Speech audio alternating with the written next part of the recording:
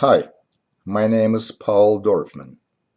Don Henderson and I are about to present a SAS tutorial, the SAS hash object, a deeper and wider look at the fundamentals and functionality. Don and I have been using hash programming in SAS since before the advent of the SAS hash object. We usually focus on using the hash object for solving intractable data management problems. We've authored a number of joint papers on hash programming in SAS. We have presented them at SUGI, SAS Global Forum, regional and local SAS user groups. Finally, as a team, we have written a SAS Press book on hash programming in SAS. As a matter of fact, the tutorial is loosely based on this book published by SAS Press in July 2018. Of course, it is a shameless plug, but putting it aside, the tutorial follows the book in a number of aspects. First, the hash nomenclature developed for the book is used in the tutorial. The hash object is viewed as a memory-resident data table supplied with a number of methods to enable general data table operations. The hash object fundamentals serve as the basis upon which the hash programming functionality is developed. Most data samples used in the presentation are based on the sample data constructed for the book, which is a bona fide data warehouse loaded with the data about a fictitious game called Bizarro Ball. As the title implies, the tutorial consists of two deeper and wider parts. Part 1, the fundamentals, and Part 2, the functionality. The fundamentals and functionality inevitably overlap to some degree. That is why there is a bit of functionality in Part 1, and there is going to be a little bit of fundamentals in Part 2. A few words about the prerequisites for the audience and scope of the presentation. First, the prerequisites for the SAS data step.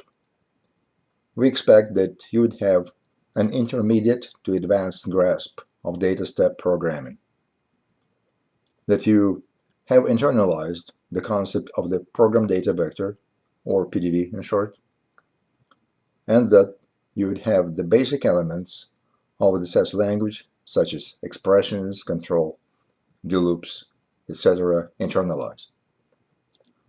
The second set of prerequisites is related to the SAS hash object itself. If you have some familiarity with the SAS hash object, it is very welcome. Those who have an intermediate to advanced grasp of the SAS hash object will benefit from the presentation because after they familiarize themselves with the material, they would be able to rethink the existing code. For the beginning users, they could learn some misconceptions and pitfalls ahead of falling into traps when they get to the advanced stage of hash programming. If you are a non-user and you have never used the SAS hash object before, you probably will get interested, learn some fundamentals, and get a decent perspective on the usage of this important part of the SAS language. The scope of the presentation is first related to the environment. You may know that the hash object can operate in three environments: the data step, the DS2 procedure, and the FCMP procedure. We omit the last two from our presentation and concentrate exclusively on the SAS data step. As far as the breadth and width of the presentation is concerned, this tutorial is not intended as a comprehensive treatise on the hash object. If you want that, please read our book. Our main goal here is to identify and remediate and/or prevent some common hash object programming syndromes, as we call them. Broadly speaking, there are three hash programming syndromes. First one is cannibalization. In general, cannibalization is using someone else's code. In this case, it means taking hash code samples and maybe tweaking them to suit one's needs. In principle, this is fine, but the problem occurs when the learning stops at merely adapting the cannibalized code. The symptoms of this syndrome include the fear and/or inability to go beyond the code template and write hash code from scratch or creatively. The remedy for this syndrome is to get deeper into the hash fundamentals to learn how and why the hash object actually works. The second syndrome is static code in the dynamic environment. The hash SAS object is designed to be dynamic. Everything occurs at the runtime, so its flow control can and should be governed by runtime expressions, not by something hard-coded. This syndrome manifests itself when the hash code is written without using its inherent dynamic runtime capabilities. Mostly, this occurs due to long-entrenched programming habits that have been acquired in the pre-hash object era, when the hash object didn't exist. The symptoms include such things as hard coding and/or using macro variables instead of runtime expressions, or unnecessarily crossing step boundaries. The remedy is to review the fundamentals and to learn how to utilize the dynamic design of the hash object and use it properly. Now, the third syndrome is the stereotypes. It's odd misconceptions about the hash object, mostly derived probably from hearsay, but I don't really know where they come from. They just exist. I know that for sure. Symptom number one goes like this. I don't need to use hash table because my data sets aren't too large. Symptom number two is the hash object is just another table lookup tool. I can do my table lookups by other means, so why do I have to waste time to learn about the hash object? The remedy for this syndrome is to learn more about the true breadth and width of hash objects functionality. Let's begin with part one, a deeper and wider look at the fundamentals. First, let's talk a little bit about the hash table's logical image and nomenclature. The hash object can be thought of as a combination of two related components, a hash table in memory and hash tools used to perform operations with the data in the table. Let's first look at the logical image and nomenclature of the hash table. Mind you that what you see is not a physical picture of the hash table as rendered by the underlying software. Rather, it's a logical image, which is the only one we need practically. As a matter of fact, what I'm looking at right now is the logical image of a hash object table, at least the way I picture it in my mind when I do my hash programming. It looks quite similar to the image of a SAS dataset opened in the SAS viewer. You have columns, you have rows, you have variable names, all the hallmarks of any data table. To add to the similarity, this image is filled with some data from our sample dataset, player candidates. However, compared to a SAS dataset, the hash object table has a number of significant distinctions with regard to its nomenclature and data structure. Let's look at the semantics first. The columns in the table are called hash variables. This is necessary to set them apart from the program data vector variables with the same names, which are called host variables. The rows in the table are called Hash items.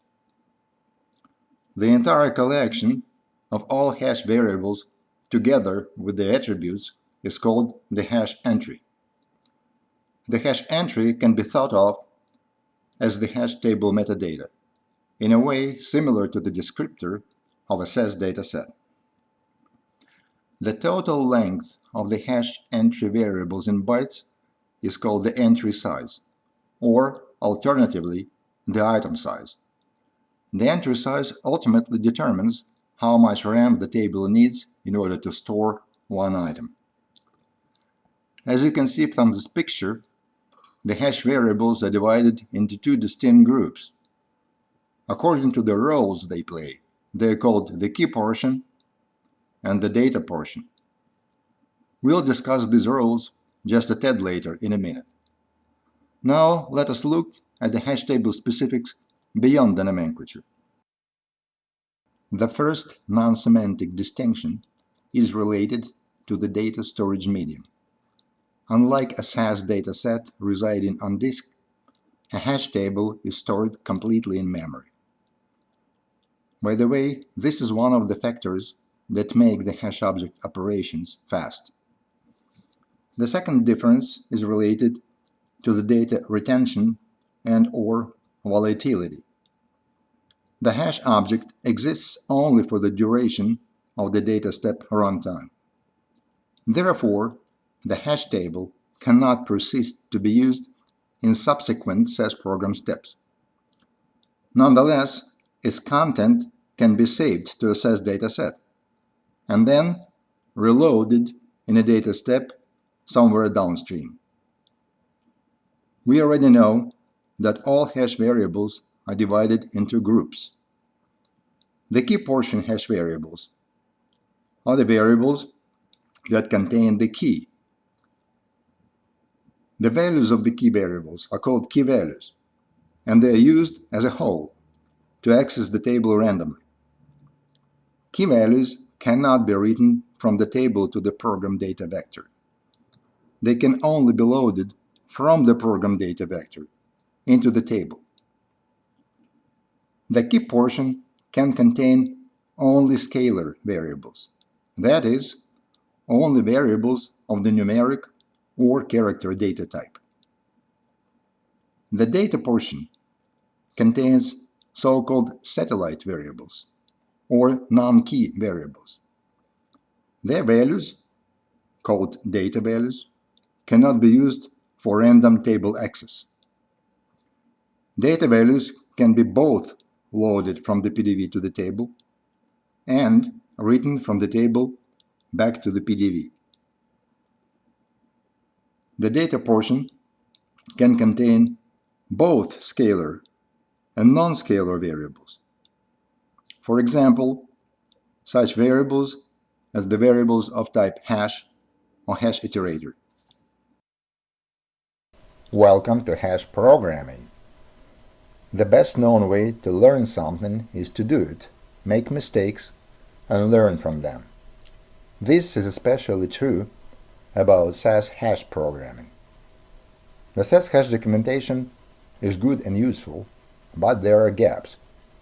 A number of important concepts and functionality aren't covered. Code examples are invariably hard-coded and static. Some assertions and examples are factually wrong. Certain coding approaches are questionable. By practical experimenting, Don Henderson and I have learned many critical how-tos. For example, how to use the hash object for data aggregation, how to use a hash table as an array for non-scalar variables and loop through them, how to use hash arguments and argument tags dynamically, and many other interesting and useful things, all of which are included in our book shown earlier. So, let's learn hash programming by programming. If you have never heard of this word right here, propaedeutics, It means an introductory course or crash course into something. Since we have agreed to limit our hash discussion to the data step only, let's begin the data step. We are not going to create any output datasets at this point, so I'll just code data null. And now let's enter the first statement from which hash programming begins.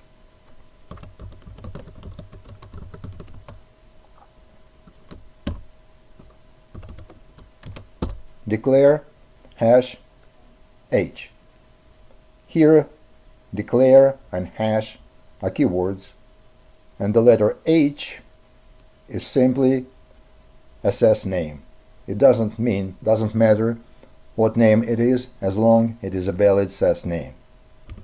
This statement is actually much more complex than meets the eye, and we'll discuss its details later on. Let us just assume for the time being that this statement is necessary to create a hash object, and h actually relates to the future hash object. In itself, this is a complete syntactically valid statement, and we can run it, so let's just add the run statement to the data step and run it. What we see in the log is that the compiler had absolutely no problem with the syntax of this statement, and the data step ran successfully. Back to the program editor, the next thing we need to tell SAS in order to create a hash object is which variables we want to designate in its key portion. To do that, we need to call some function that actually, in relation to the hash object, is called a method. And this method is define key. In order for it to work, we actually need to point to the letter which we chose as the hash object name, that is h, and followed by a period, which is called object.notation. Let's put a couple of parentheses here and include some kind of variable name. Let's say k. This must be a literal enclosed in quotes. You can use single or double quotes, it doesn't matter. Now let's designate some variable for the data portion. Let's call it variable d. On the method we are going to call in the same manner is now called define data. And likewise, we just include the name of variable d here in quotes. Now, as an inquisitive programmer, you may wonder what are the values of the variables k and d defined in this fashion currently. You would expect them to be missing, or should they be something else? Let's just see.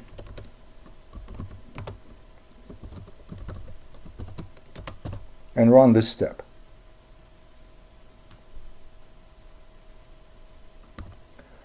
What you see here is unrelated to the step we just submitted. So let's just scroll down. So what do we see here? The put statement tells us that neither the variable k nor the variable d is in the program data vector at all. Therefore, when the SAS compiler looks at these statements, it doesn't take the variables k and d and doesn't include them in the compiler symbol table. We also see that the step ran successfully, so does it mean that the hash table h has already been created and is ready to use? Well, we can find out by trying to do something with it. Let's recall the code and do this. Instead of the put all statement, let's try to find out if a specific value of k is in the table. To do that, we can code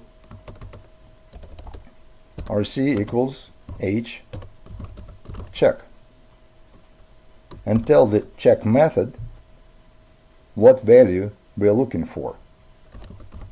We do it by using the argument tag key. Let's value it with 1 and see what happens. Let's submit this step now and see what the log tells us. And what we see in the log is an error. It tells us that method defined done must be called to complete initialization of hash object before line 2437, which means that the creation of the hash object is not complete yet at this point. We need to do something else, namely we had to call the method defined done. So let's do that. Let's add the method defined done to the roster. This method doesn't take any arguments. And now let's run it again. We get an error again, but this time of a completely different nature. This time the object tells us that the key symbol k is undeclared for hash object at line 2446. Note that the method that told us this story is actually defined done.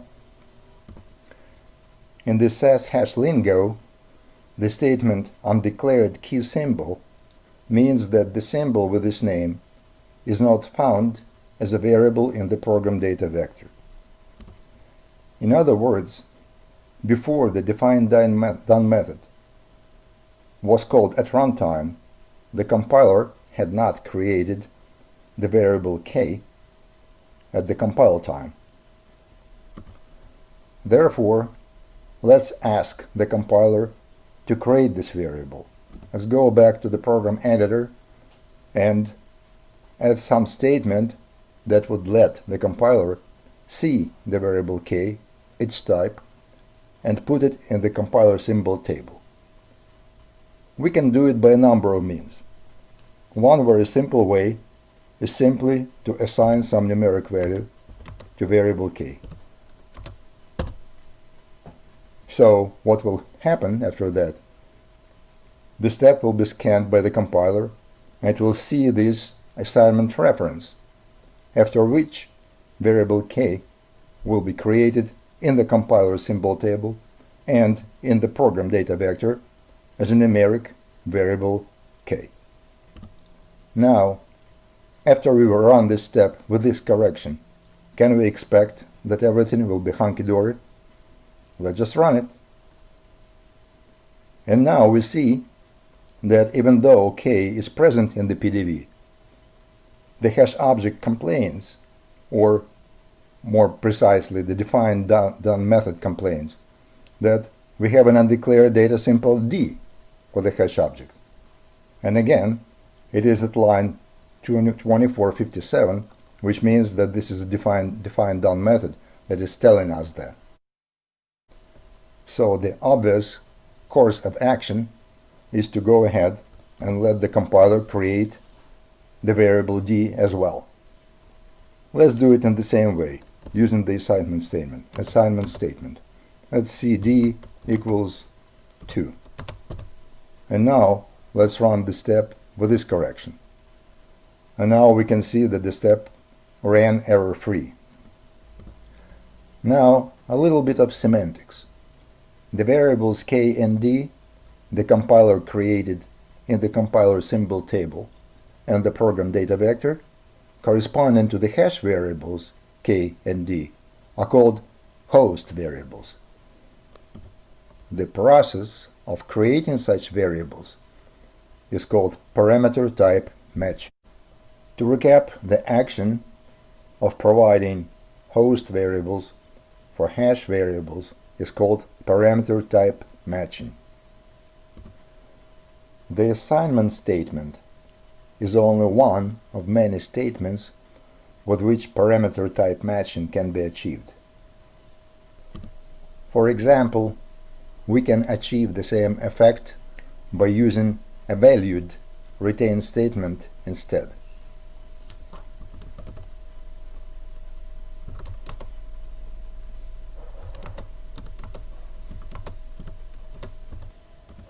We can confirm it by rerunning the step. As you see, it runs fine with the retain statement too. This is because the compiler infers from the retain statement the names, types, and other attributes of the variables k and d. The retain statement is a purely compile time instruction. Now, at the runtime, the define_done method checks if the variables k and d defined with the hash object are in the program data vector. If they are, it gives the hash object a green light.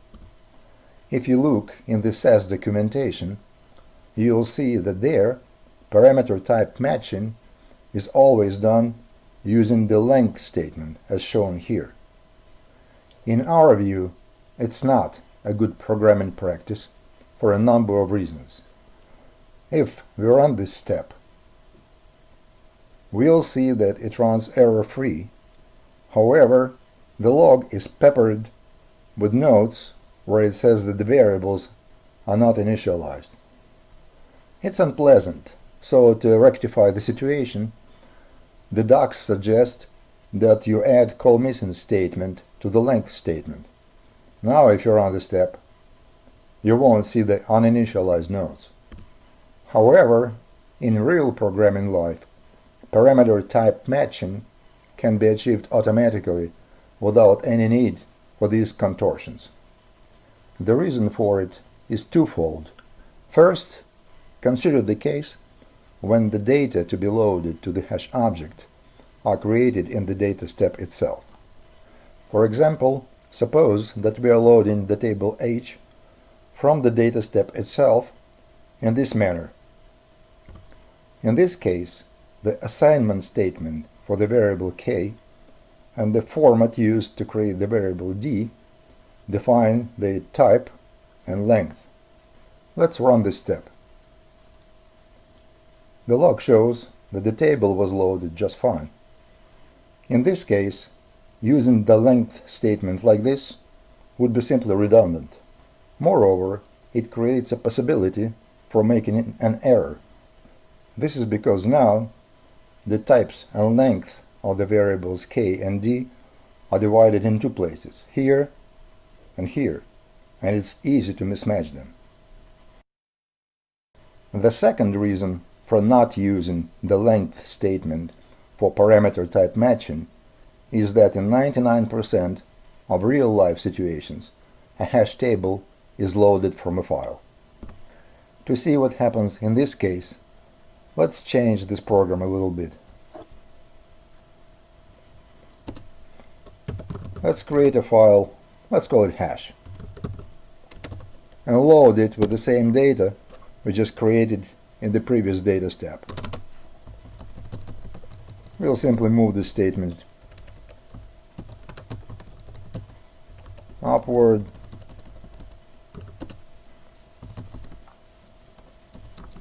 include the output statement here, close it with a run, and now we have a data set called hash containing the values for k and d defined exactly as we previously defined it in this data step. Of course, we have to kill this statement here. Now, to load the table H from the file hash, we just need to read it explicitly somewhere here in a do loop.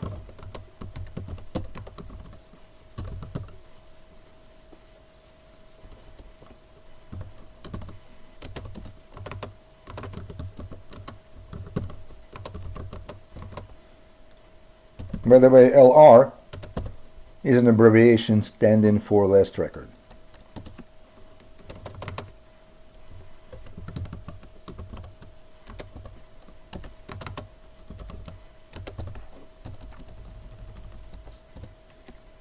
Okay, will it work? Let's check it out. Sure, it does work. But note that in this case, we didn't have to do anything at all to do the parameter type matching. Why? Let's go back to the program editor and look at this program. What we have here on line 22 is a set statement referencing the file hash. What happens when the compiler sees this statement? It accesses the descriptor of the dataset hash, extracts the variables k and d from there, their attributes, their types, their length, format, informat, whatever applies, and places all that into the program data vector of this data step. Therefore, after the compiler has done its work, and now comes the runtime, the define done method, when it's called, looks at the program data vector and finds both the variable k and the variable d, and everything is alright. So in this case, when we have a file to load into a hash, and this file is referenced explicitly in a data step, we don't have to do any artificial parameter type matching, because the compiler sees the descriptor of this data set and places the variables that we need into the PDV, which then become the host variables for our hash variables. Needless to say that in this case, a length statement would become completely redundant.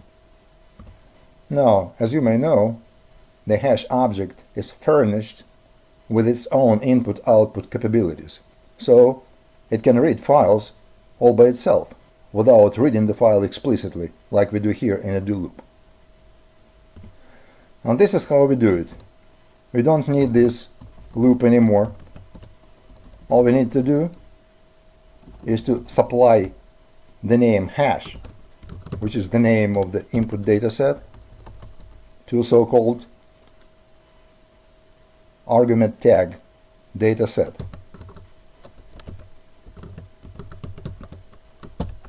Just like that. This here and nothing else than an instruction for the SAS hash object to read the dataset hash and load it into the table. It looks like a much easier way to load a file to a hash table, and it is, but there's one subtlety. Let's try to run this step. Oops! Again, we see the error about the undeclared key symbol k. Why is that? One might think that the compiler, when it sees the reference to the dataset hash here, would do the same as it does with the set statement, that is, access its descriptor and put the variables in this descriptor in the compiler symbol table. But this doesn't happen. Why? Because in general, the compiler doesn't see anything in these statements but the syntax, with one exception. And we'll talk about that exception later. So, in this case, we actually have to do some parameter type matching. But how? If you said, let's include a length statement here, that would be wrong. Instead, what we want to do is to let the compiler see the descriptor of the dataset hash, but not read any data from it. In order to do that, we can simply include this statement here.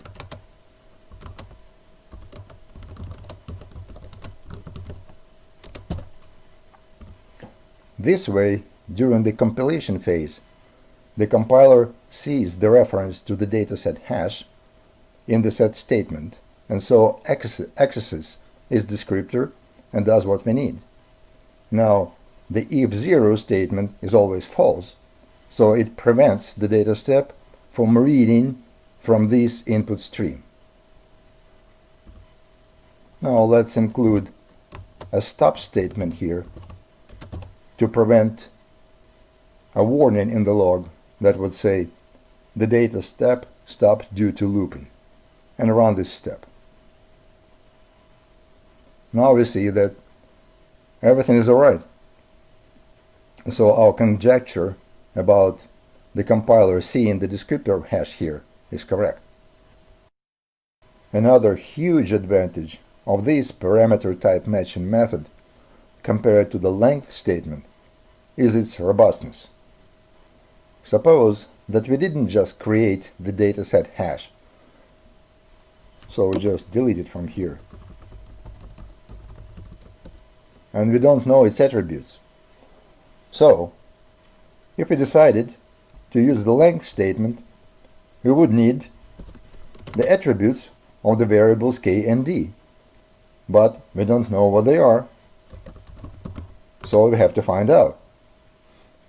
In order to do that, we need to do something like this. For example, go to the Explorer, find the work library, find the dataset hash, look at its descriptor, its attributes, and see, okay, variable k is a number, length 8, variable d is character variable of length 2. And then, from here we go back and have to type it in.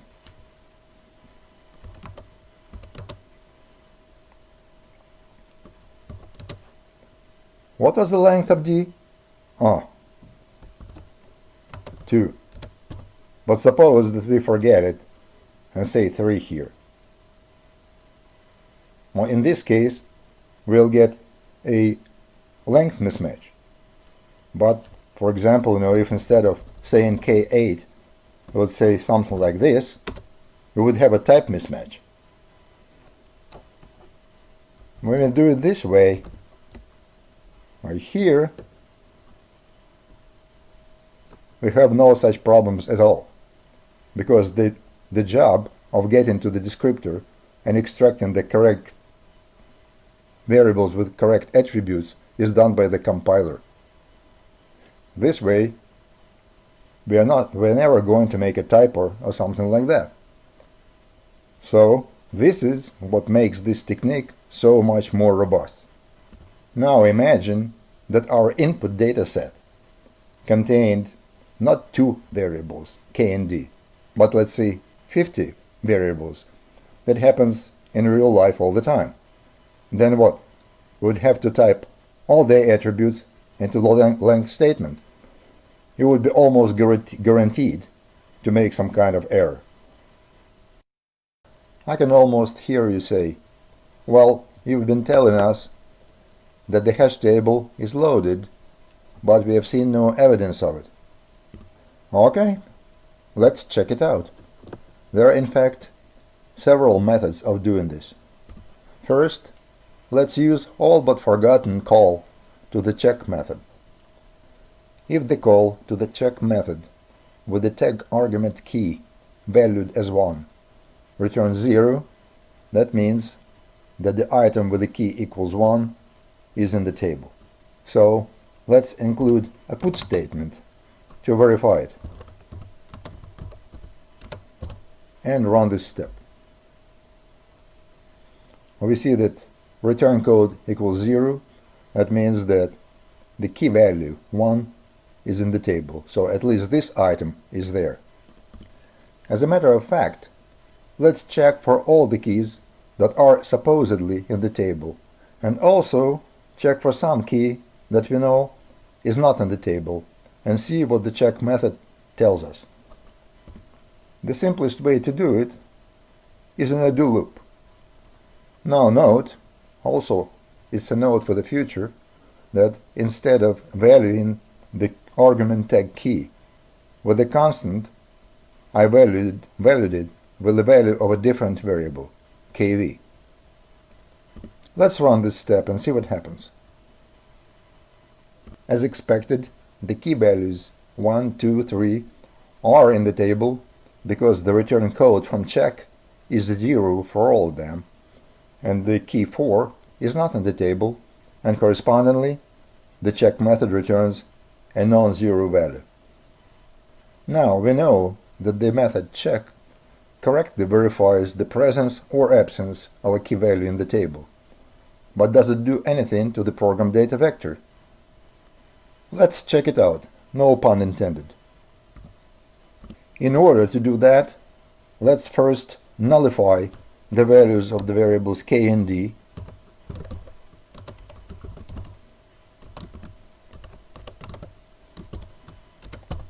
before we call the check method. And let's display the values of k and d in the log alongside the variable rc. Now let's run the step. So what we see here is that whether or not the check method found or didn't find a key value in the table, it never changed any values of the host variables, and they remained all null. On the other hand, it tells us nothing about what are the values of d in the table. Apparently, to find out, we need some other method. We do indeed. And this method is find. So let's replace the check method with a call to the find method and repeat the exercise. What we see from this picture is that when the find method finds a key in the table, it grabs the value from the data portion and replaces the value of the host variable with that hash value. On the other hand, when it doesn't find the key, here the return code is non-zero, the value of the host variable remains the same. But now you may ask, how come the value of the host variable k remained missing if the find method found its key?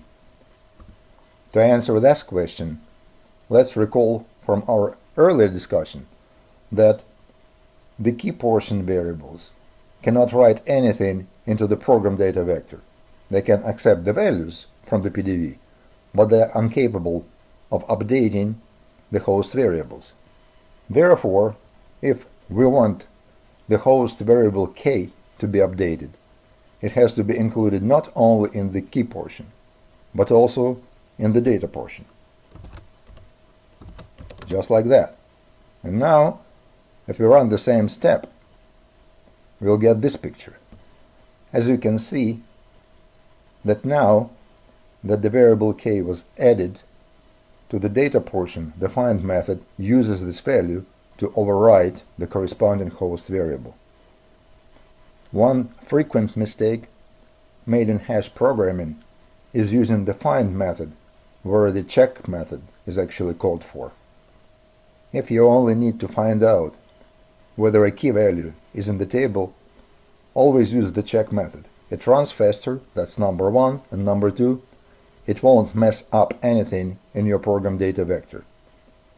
On the other hand, if you run the find method and it finds the key, it will overwrite the host variables. So keep it in mind and run and use them properly. Now we know that the find method updates the host variables in place in case the key is found. But it raises the question, is there a way to update a hash variable in place if the key is found? The answer is yes, and this is done using the replace method. To see how it works, let's call the replace method twice. First, let us call the replace method against a key that does exist in the table, this is key value 1, and try to replace the data element 0, 1 with 1, 1. Next, let's try calling the replace method against the key that is not in the table with the key value 4, and try to see what happens and what actually is in the table after this call. Let's run the step and look at the log. What do we see? Well, when the replace method was called against a key that exists in the table, k equals 1, it did indeed replace the existing value 0, 1 with the specified value 1, 1. The items with the key values 2 and 3 remained intact. However, when the replace method was called against the key 4 that is not in the table, what we see is the key and the item with this key and the new data item were added to the table. For this reason, the replace method can never fail. If it finds a key, it replaces the data value. If it doesn't find the key, it inserts a new item in the table. There is another good way to find out if a hash table is loaded and what's in it. As we already know, the hash object can read a SAS data. Conversely, it can write its data content to a SAS dataset. This is done using the output method. This is one of the most useful methods, and using it very easy. Let's just code here, after the table is loaded, h output,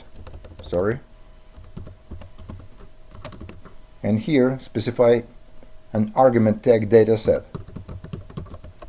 the same argument tag we used for input, and just supply a SAS dataset name. Let's say hash out. And let's run this step. As you see, the output method has written the dataset word hash out. Notice that it has 3 observations, the same as the number of items in the hash table, but only one variable. Why is that? And which variable is that? To find out, let's go to SAS Explorer and find this hash out dataset in the work library and look at its variables. We see that the only variable in this dataset is d. Now let's open this dataset. We can see that the values of d are indeed the values in the table, although they're not in the correct order.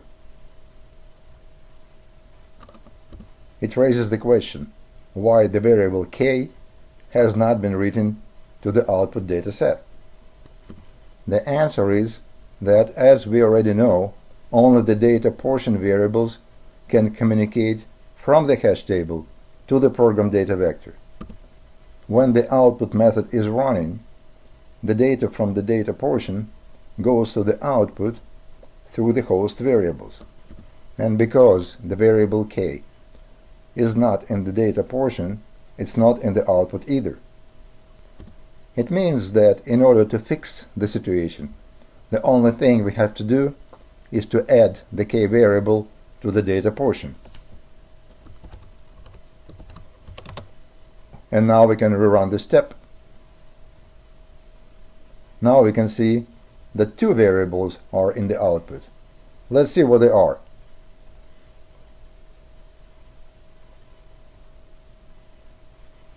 We see that both variables k and d are now in the output. And if we open the dataset, we'll see that both k and d are in the output, although, like I already said, they seem to be in a different order from the input.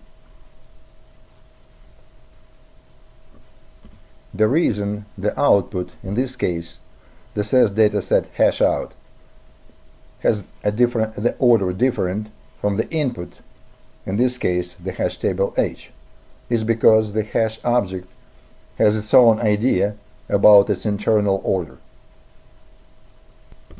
If we want the output dataset in order, we need to tell the hash object to output it in order, and this is done by including the argument tag ordered. And here we can specify whether we want it in ascending order or descending. In this case, it is ascending. Now, if we run this step, we'll see the same in the log, but now, when we look at the actual data set, we see that now it's in the key order, ascending. Note that this argument tag specification applies only to the output order. The internal order of the hash table is not affected. And frankly, we don't care. We're only concerned how we output the data and in which order. By far, the easiest way to find out if a hash table is loaded is to find out how many items it contains. This number is a dynamic attribute of a hash table, and it is returned by the hash attribute called num_items. Num_items attribute is fully dynamic in the sense that whenever an item is added or removed from the table, the value of num_items changes accordingly. Let's see how it is used. First, let's call the num_items attribute at this point in the program where the hash table is not loaded at.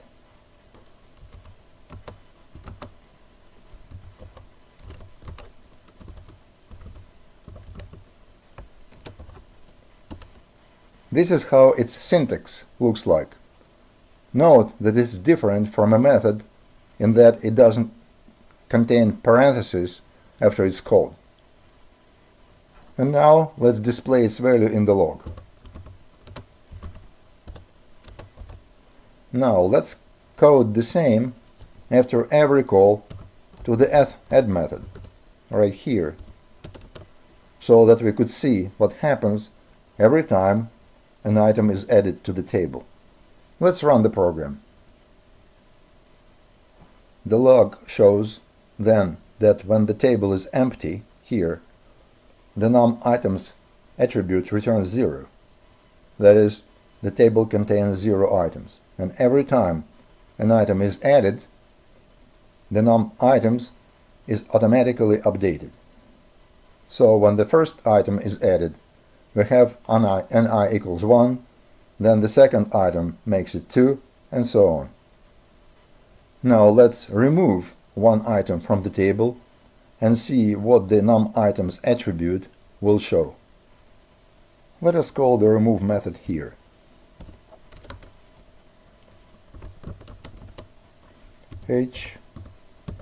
Remove. Now we have to supply a key value to the argument tag key. Let's say we want to remove the item with the key value 2.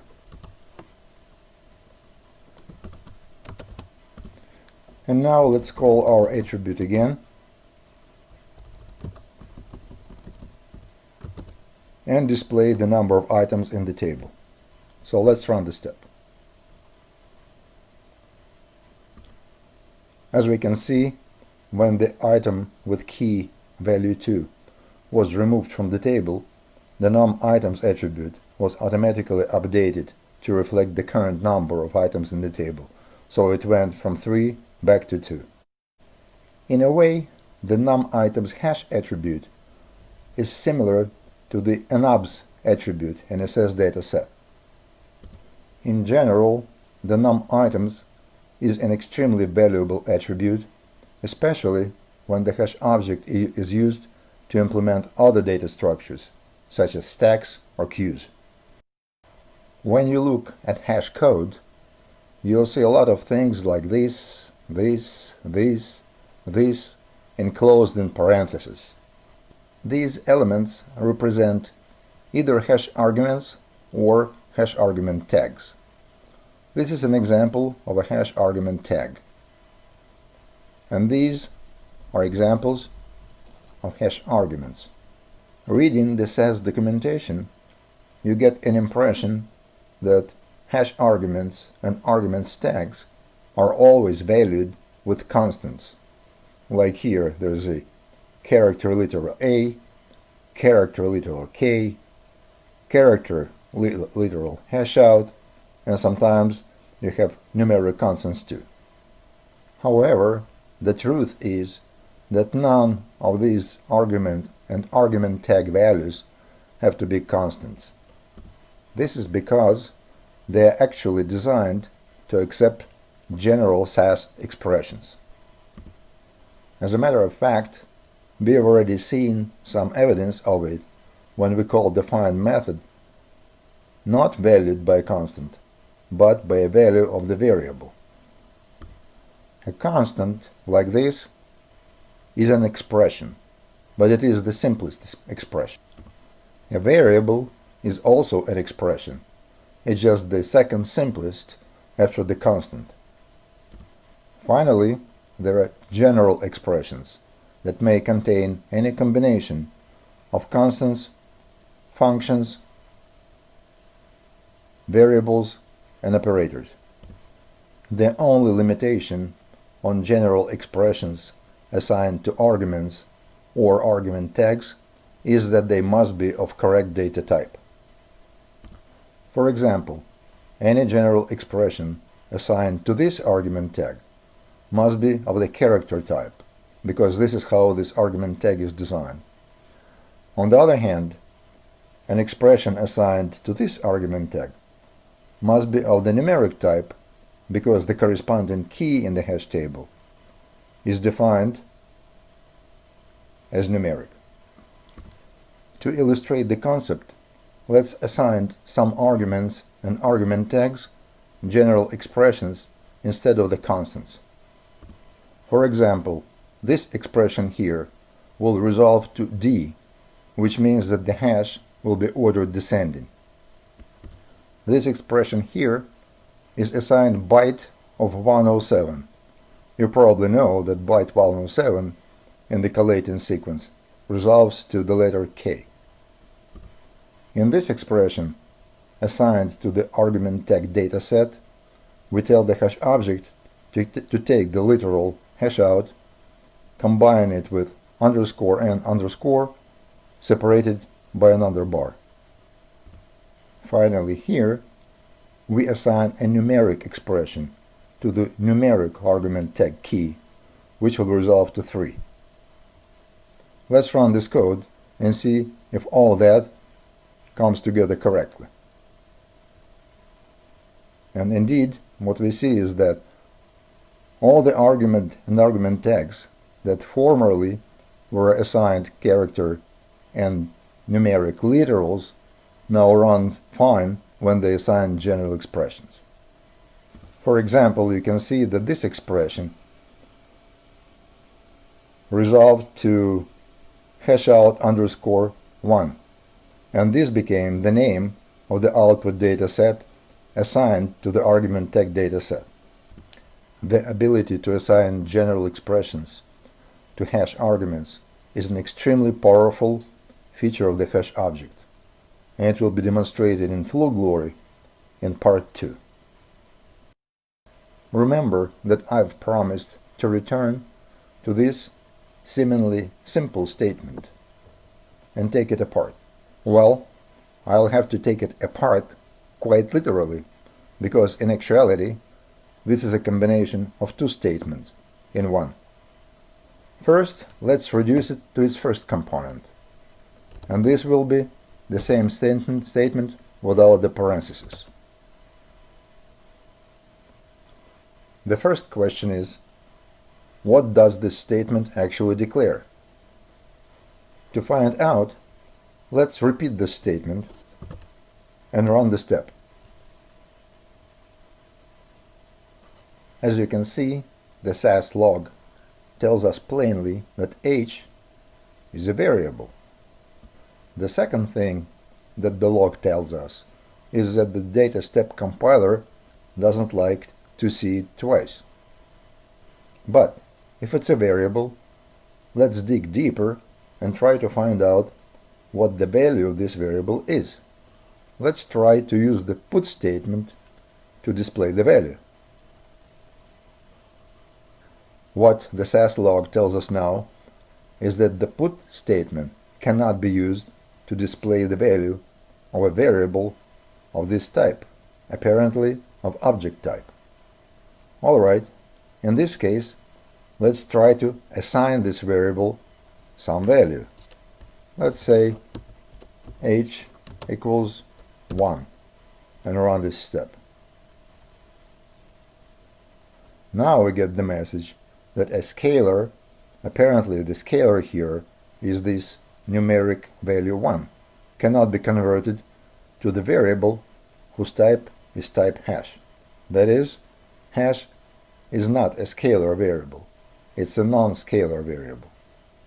So now we know that we cannot assign a scalar value to a non-scalar variable h. But if so, we must be able to assign a non-scalar variable to h, correct? But how can we do it? Actually, there is a way. It turns out that one way to assign a non-scalar value to the variable h is by using the operator called new. Now, if we run this step, we will see no complaints. Now, what exactly does this statement do, and what kind of value it assigns to h? What is the role of this value? Well, it takes a good deal of experimenting to find the answer, but we know the answer. And the answer is that first, the new operator creates a physical hash object instance.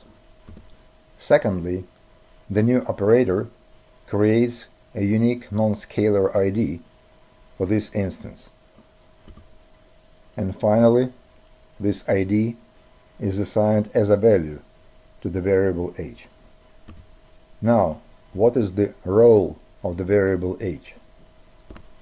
Suppose that we want to delete the instance we just created, and accordingly call the delete method. Let's run this step. It works just fine. But what is the mechanism? How does the delete method know which instance to delete? The answer is that when this method is called and references h, the software accesses the PDV and looks inside the variable h. Inside the variable h, there is an ID, an ID of some instance. This is the instance that the delete method actually deletes. In the scope of this code, the only instance ID that can be resident in h is the ID that was created by this new operator here. But what if we have two assignment statements, like this? This works too. So which instance the delete method actually deleted?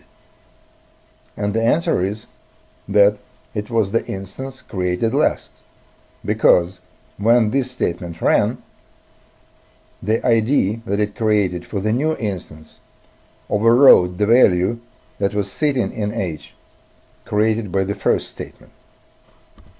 Now, where did the instance created by this statement go? The answer is it didn't go anywhere.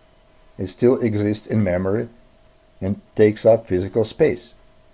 The only problem is that we cannot access it anymore, because the ID that was created by this statement was in h, and then this ID was overwritten by the ID created by the second statement. Now, what if we want to delete the first instance we created and not the second? The only way to do it is to store the ID of the first instance somewhere and then recall it from that storage and assign to the variable h before the delete method is called. But this temporary storage location also must be non-scalar, so this is the way to do it. We can create another hash variable, that is the variable of type hash, called t, meaning temporary. Then we create the new instance and its ID is placed into h. And we take that ID and assign it to the temporary location t. Now we create the second instance. And now the ID of the second instance resides in H. But we recall the value of the first instance from a temporary variable t and assign it to H. Now, when we reference H with the delete method, it actually will reference the ID of the first hash that we created. And so the first hash will be deleted. Now this H to H maneuver is just a concept. It's not really convenient. It's much better to store hash IDs as data of another instance. This way they can be looped through sequentially and made active by being placed into H in the PDV one by one. The technique of storing hash instance IDs in a hash table is called hash of hashes, or HOH, though it's kind of a misnomer because the mother table contains only hash IDs of the children. It doesn't contain their physical instances. Note that instance IDs are also referred to as instance pointers. In part 2, the functionality, you'll see how hash of hashes are used in all their glory. This is the end of part 1, the fundamentals. Part 2, the functionality, follows. Thank you very much for your attention. Thank you, Paul, for that overview at the fundamentals of the hash object. As Paul said in part 2 of our presentation of our tutorial, I'm now going to give you a deeper and wider look at the functionality, and specifically I'm going to address the hash object and its use as a business intelligence tool. You know, many of the examples we're going to see in part 2, in fact, perhaps all of them, are similar to or the same as examples in our book, Data Management Solutions Using SAS Hash Table Operations, a Business Intelligence Case Study. So what we're going to do here is the first thing I'm going to do is introduce the data for the remaining examples. This is data that we made up that represents, in some senses, some transactional type data that we then need to turn into, you know, a reporting data warehouse. So I'm going to introduce that data. I'm then going to talk about what are called CRUD operations. That stands for create, read, update, delete. And that's a standard definition of persistent data storage, which is something that many database management systems have, and that I think you've seen and you will see that the hash object also represents, so we can think about the hash object as an in-memory database. Once we get through those, I'm going to then go ahead and start to present examples. As I said, most of these are similar to or the same as examples in our book. You know, given the time for this tutorial, we obviously can't cover everything, and so Paul and I decided that the best approach would be to pick one particular area of BI analysis, and what we decided to do is to focus on data aggregation. So we're going to see a series of examples of using the hash object for data aggregation. The first one is going to be using the hash object to do simple n-way aggregation. We're then going to update that a bit, and we're going to provide some table lookup facility. You know, obviously the hash object is good for table lookup, although we hope you'll walk away from this tutorial recognizing that it can do a whole lot more. So our second example is going to be the same basic data aggregation, except we're going to do some table lookup to replace coded values with labels. The next example is we're then going to address doing some hierarchical aggregation using the hash object, where one level rolls into a higher level, which can roll into a higher level. So that will be a simple example of that. We're then going to switch gears just a bit and talk about a metric that is quite common in a lot of industries, account distinct. How many distinct customers do we have? How many distinct orders do we have, etc. So that's not something that many of the standard SAS data aggregation tools can do, although you certainly can do distinct counts in SAS, proc-SQL, for example. But we're going to show you how to do that using the hash object as we're doing our other types of aggregates. We're then going to switch to a couple of examples of doing what we're going to call multi-way aggregates, where in one pass-through of the data, we're going to be able to aggregate at multiple different levels that may or may not have any relationship with one another. The first example is going to be a hard-coded example where we're going to do, I believe it's 5 different levels of data aggregation, and then we're going to generalize that by making it parameter-driven, making the code, making it so we have to write a little less code, and also making the code a bit more flexible. We're then going to take that parameterization to the next level, once again with data aggregation. We're going to show you how you can loop through hash objects and perform similar operations on multiple hash objects. Paul and I refer to that as the hash of hash facility. So we're going to provide a simple example of a hash of hash to just illustrate the key points about it and how it works. And then we'll turn to an example where we're going to redo that multi-way aggregation in a more general and flexible way. And hopefully that will all make sense to you. So at this point, let's go ahead and get started with these examples. I'd like to introduce the data now for the rest of the examples in our presentation. Paul may have used some of the, or not may have, has used some of the data in some of his examples, but as we transition into part 2 and we're talking more about business intelligence type applications, we needed something that's more like the typical business intelligence environment in terms of the data that's available. So the data, and this once again is from our book, is about a fictional game called Bizarro Ball, which is very similar to baseball. We chose that partly because I'm a big baseball fan, and so I figured it was easy. I knew quite a bit about metrics for baseball, and it also provides a fairly rich data source because you've got lots of players, lots of games, lots of things going on in games, every pitch, every at-bat, the result, runs being scored, and also because baseball is very, very big into analytics, perhaps more so than most other sports, although the other sports are catching up to that.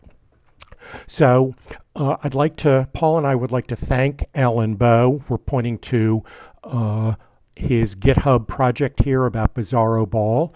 When he reviewed the book, one of the things he asked was, he said, this is a pretty rich data source. I'm interested in it. Can I perhaps make use of it for other things? We, of course, said yes. And in exchange for that, he packaged up a much nicer mechanism to create the data. So let's go ahead and look at that. So you can see here's the link to the master page for this project. Hopefully that link is going to be included in the text below, as well as this particular set of code. Let me try to highlight it. That's all you need to run to create the sample data for the book. So let's go into the SAS environment and take a look at that. So here's our data. Let me go up in a level in here. So you can see that we've created quite a bit of data. We've got data about at-bats and pitches and runs, lots and lots of data sets. We wrote a series of hash programs to generate this data. So we generate data for every game, for every day over an entire season, and every game is going to have every pitch and every at-bat. So there is quite a bit of data here. We have actually two data libraries that we support in the book, one called Bizarro and one called DW. The idea behind the book is we described it as a case study of demonstrating how the hash object could be used to solve business intelligence problems. So we made up this fictional league team, a league of teams called Bizarro Ball, and pitched to their management that we could take their transactional data, convert it to a data warehouse, and then do reporting on it. So the Bizarro library is the transactional data. We've got some additional information to allow us, that are used as parameters to generate the data. That's not really the subject for this presentation. So let's skip right over to the DW library. This is a star schema data warehouse that we created to support the analytics in the rest of the book and the sample programs that we're going to see in the rest of the presentation here. So let's start with the at-bats data set. Notice that we've got surrogate keys, game SK to point to data, to information about the game, batter ID to point to information about the batter, etc., the state of play of the game, what inning it is, whether we're in the top or the bottom of the inning, etc. Lots and lots of useful or interesting information from the purposes of doing some analytics. Game SK is going to be a link to our games data set, which gives us information about the teams. Home SK and away SK for surrogate key is going to tell us who the teams are, for example. So I think you can see lots of opportunities for table lookup.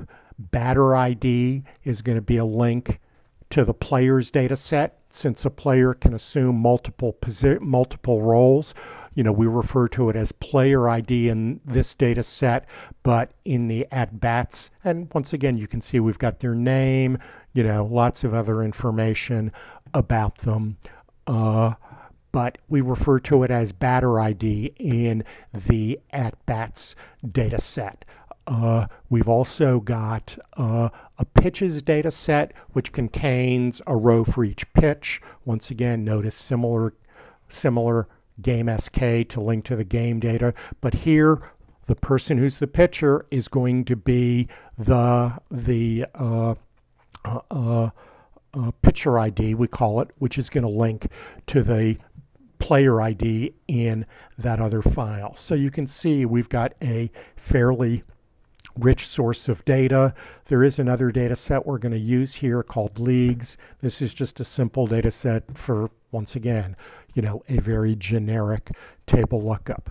So once again, the idea here is that we're going to use this data in the remaining examples.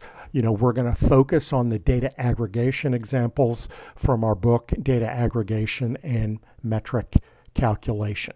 So with that, I'll conclude this part of the presentation, and we're going to move on next to some sample programs that we'll review that use the hash object to do data aggregation.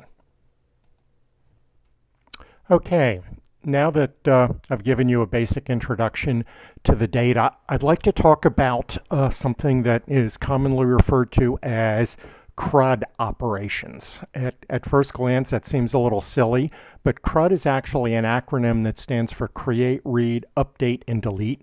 And yes, you can search for that on Wikipedia and see that.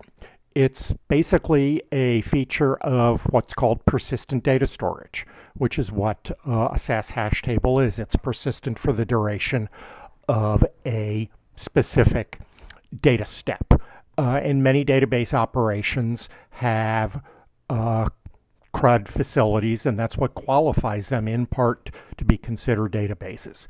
While neither Paul nor I are going to say that, a hash table has all the features of a database, it does have these 4 attributes: create, read, update, and delete. And so many database type functions can be performed using SAS hash tables. So let me cover them briefly, the 2 different levels of operations and methods that are available to us. Paul has probably introduced many of the methods and functions used to support these. So for example, at the table level, we can create a hash object, we can delete a hash object, we can clear all the data out of a hash object if perhaps we want to reuse it, and there will be cases where we want to reuse it. We can also output all of the data currently found in a hash table into a SAS data set. And you'll have 1 observation for each item in the hash table. You'll have 1 column for each column in the hash table. So you can see at a table level, we've got many of the features of a database system or a data system. And when we say output to a SAS data set, that also includes anything that's a SAS data set, which could be a view into a DBMS table. So we can also use the describe operation to extract key hash table attributes. The total size of the hash table, that's the item size, or the number of items, which would be the number of rows in the table. So that's at the table level. At the individual item level, and what we mean here by item is akin to an observation number or a row number in a typical SAS data set. So we can do a search to see if a given key is in the table and do nothing else with it.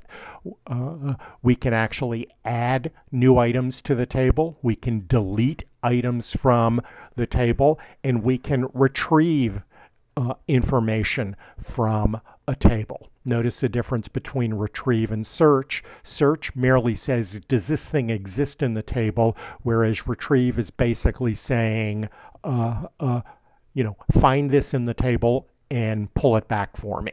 It doesn't always do a find. If you're already pointing to an observation, the retrieve is just retrieving the current observation. We can, given a key to an item in a hash table, or based on whichever item we're pointing to, we can update any of the parts of the hash table which are the data portion corresponding to that particular key. Note that we can't update a key in a database in place. That's pretty standard, that you can't update keys. And finally, we're going to talk about what we call enumerate all and key numerate. Enumerate all is just another way of saying we're going to loop through all of the items, all of the rows in the hash table.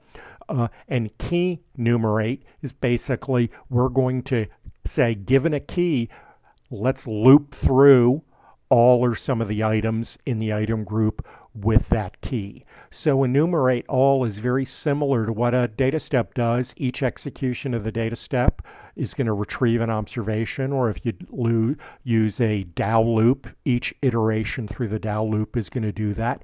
And likewise, key numerate is doing the same thing if you use, for example, the keyed access to the table.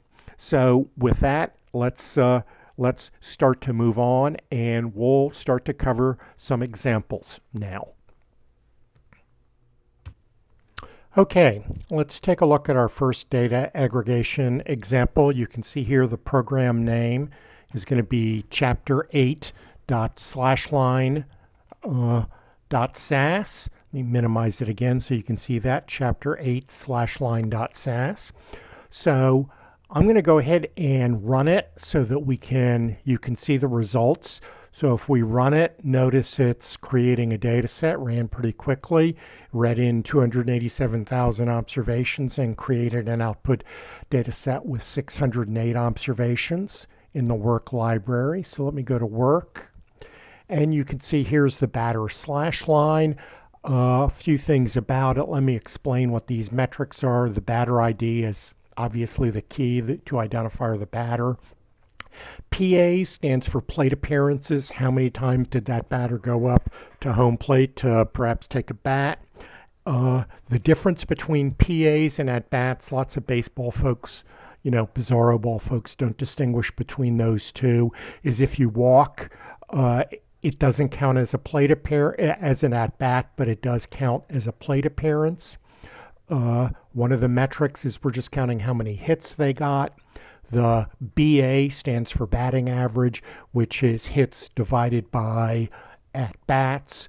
On base percentage is basically how often did they get on base, which is the number of walks, the number of hits divided in this case by plate appearances.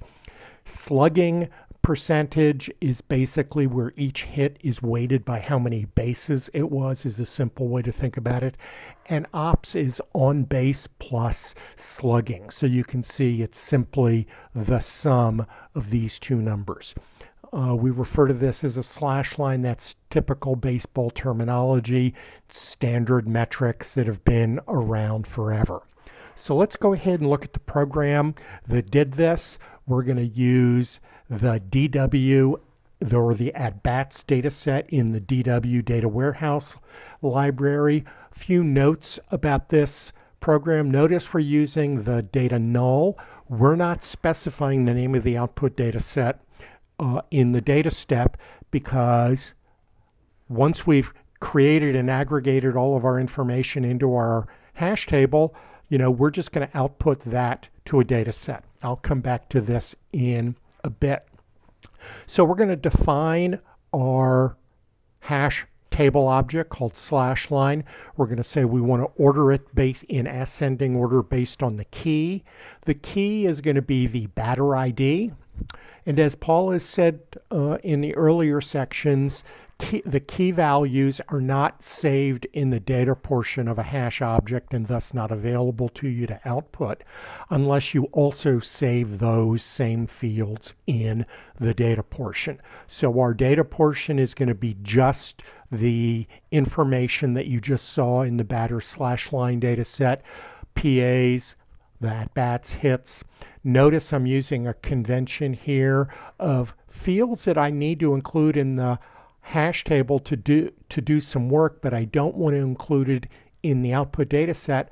I just prefix that with an underscore. That's just a convention. And then notice on my output data set name there, I say drop equal underbar colon. What a colon does in a variable list with a prefix, it says take all the variables that begin with, in this case, an underscore, regardless of what they continue with. So that's just, I found to be a useful technique if I need to keep some variables, some items in columns in my hash table, but I don't want them in my output data set. So I'm going to do my define done method to say my hash table object is complete and defined. I'm going to associate a format with those four metrics that I've calculated, a 5.3. Many metrics in baseball are basically percentages, although some of them can be greater than 100 or 1,000, so we don't use percent signs, so I'm going to display the values with a 5.3. I'm now going to use a do until loop, a so-called DAO loop, where I'm going to read all the data in a single loop. And that's why, for example, I don't need to, define my hash object by doing something like a standard approach is if underscore n underscore equal 1 then do. I don't need to do that. So I'm going to read all the data. It's really important, and once again Paul has mentioned this, when you're doing hash table operations, that the values that are transferred from the hash table to the program data vector host variables it's important to make sure that they are initialized so that they don't get carried forward from one observation to the next. You want them to be found to correspond to the current execution, if you will.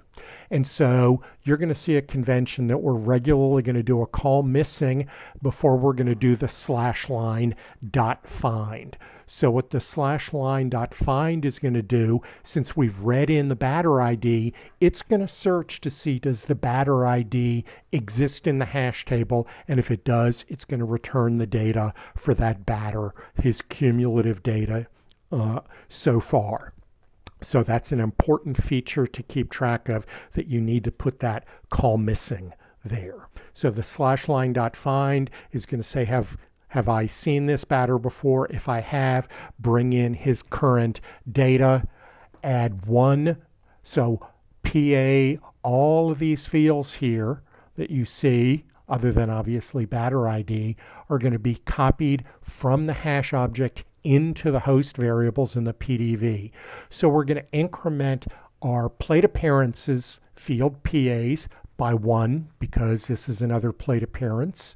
Let me go ahead and go back and look at the at-bats data again and point out a few columns there. The at-bats data is going to have a bunch of 0, 1 variables. It tells me, does this count as an at bat or not? Is this an out? Did the batter get a hit? Did the batter get on base? So these are a bunch of 0, 1 variables that were created in our fact table to facilitate doing the metrics and the analysis. Something to keep in mind when you design fact tables in a star schema, for example. So we're going to increment at bats, the at bats field, by either 0 or 1 based on the value of did this plate appearance result in an at bat? Did this result in a hit? The bases field, if I go back to the at bats field, is going to tell me how many bases the batter got. Bases is going to be 2 is a double, 1 is a single, 3 is a triple, 4 is going to be a home run. So those are just standard, simple baseball metrics. We need to know how many total times, we need underbar bases and underbar reached base. Those are both going to be used to calculate either the on base percentage or the slugging percentage. Now, actually, we could just end the loop right now, and once we exit the loop, we could go back through and iterate through the hash object to do the remaining divisions. But to keep this example simple, we just did these divisions in line instead of that loop, and they're going to be replaced each time through. So we're going to use the divide function. The divide function, if you're not aware of it, is a nice function in SAS. It divides the two arguments, and if the second argument is 0 or missing, it results in a missing value, but it doesn't give you that annoying message in the log about a missing value. So you can see our batting average is going to be hits divided by at-bats. Our on-base percentage is going to be the total number of times they reach base divided by plate appearances. Slugging is similar, but instead of just counting as 0, 1 for reach base, you get more weight if you got a double, a triple, or a home run, and then the sum of on-base percentage and slugging. And then what we're doing is we're doing the /line dot replace function. If the find function found no data for this batter, in other words, it was the first time we encountered this batter, all of these fields here are going to be set to missing by the call missing function. And so the values that we're going to have are going to be 1, and depending on these other values. So the replace function is now going to say, if this batter exists in the hash table already, or doesn't exist in the hash table, add the data to the hash table. If the data does exist in the hash table already, just replace the current values that the find method read in with the current values. So that way we're basically both updating the values in place as well as adding new batters as they're encountered. And now once we've read all of the data, we do /line.output, and notice we've got a quoted string, which is the name of the data set. One of the nice things about the hash object is that you can control at execution time the names of output data sets. Obviously here this is a character literal, so it doesn't change at execution time. We'll see some examples later where it does. Hopefully this first very simple example makes sense to you. We're going to build on this and augment it in our future examples. Well, when we presented these results to the business users at Bizarro Ball and the IT users, they were quite pleased with how simple the program was, but they obviously had a concern about the fact that the table as it exists now, the output, is not terribly useful, because who knows who batter 10090 is. Maybe he does, and maybe his mother does, or his father, but nobody else knows who it is. So we need to modify our program to augment this output with the batter name. So once again, reminder, if we go to the DW library, we've got the players data set where we can look up using player ID as the key, which team they play for and what their name is. So let's go ahead and run this program. Notice it's chapter 8 /line with name.sas. If we run this, notice we're creating the same data set name. We've got the same number of observations. We've got more variables. If we go back to the work library, you can see that batter ID is still the first column, but now it's followed by last name and first name. And notice that the data is sorted in name order by their last name and then their first name. So let's go back and look at the program for that. But instead of looking at the program standalone, I'm going to use my WinMerge tool here, a very nice freeware utility that allows you to compare programs and highlight the differences. So the bright orange here indicates that these code lines are different. The gray indicates additional lines, and something that's not highlighted at all, the code is relatively unchanged. So you can see the core of our calculations is relatively unchanged. So let's just focus on what the differences are. When we defined our /line hash table, notice that we made the keys last name, first name, and then batter ID. And since we're using the ordered ascending attribute, that means the data is going to be ordered based on the batter's last name, ties broken by first name, and we need batter ID because that's really the key for the data. In terms of the defined data, notice we've rearranged a little bit. We've got basically the same metrics from PAs through ops there, but what we added was these 3 columns. Highlight them correctly. Last name, first name. We actually don't need Team SK for this example, but we're going to need it for the next one.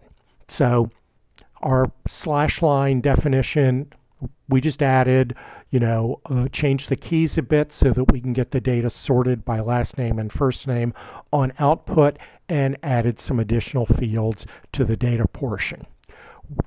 But the key difference is we need to do a table lookup. Everybody knows about, or hash tables first became popular for just table lookup.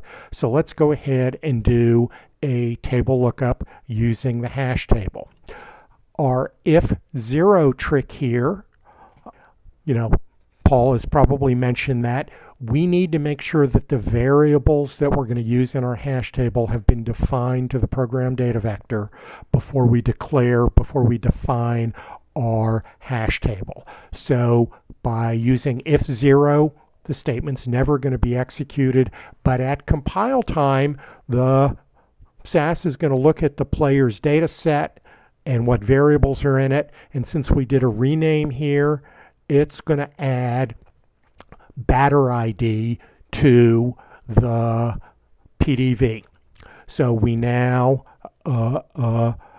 can load that data, and once again we're going to use the data set dw.players. Once again we need to rename player ID to batter ID because batter ID is the field that is used down here in our /line.find lookup. So this declare statement not only defines the hash table, but it's also going to load the data. We're also telling it that if by chance there are duplicate rows for a given player, a player can change teams, for example, throughout the year. We want to replace the data with a more current one. We're cheating a little bit here, because if we were going to do this over time, we'd have to keep track of when a player was for each team. But for this simple demonstration, we felt it appropriate to do this. Plus, it was a good example to point out the duplicate replace. So we're still going to have our players table have only one row for each batter ID. We're not going to get an error message if there are duplicates and if there's an attempt to add another row by using duplicate replace. The defined key is only the batter ID. The data is the team SK, the team name, and the first name. We change our call missing, so our call missing now also has to initialize the batter's name and the team SK, so we don't carry forward values from one observation to the next. And then we just do a player's find. And what that does is we know by definition, based on the structure of the data, that the players are always going to be found. So that's why we don't need to do an RC equal.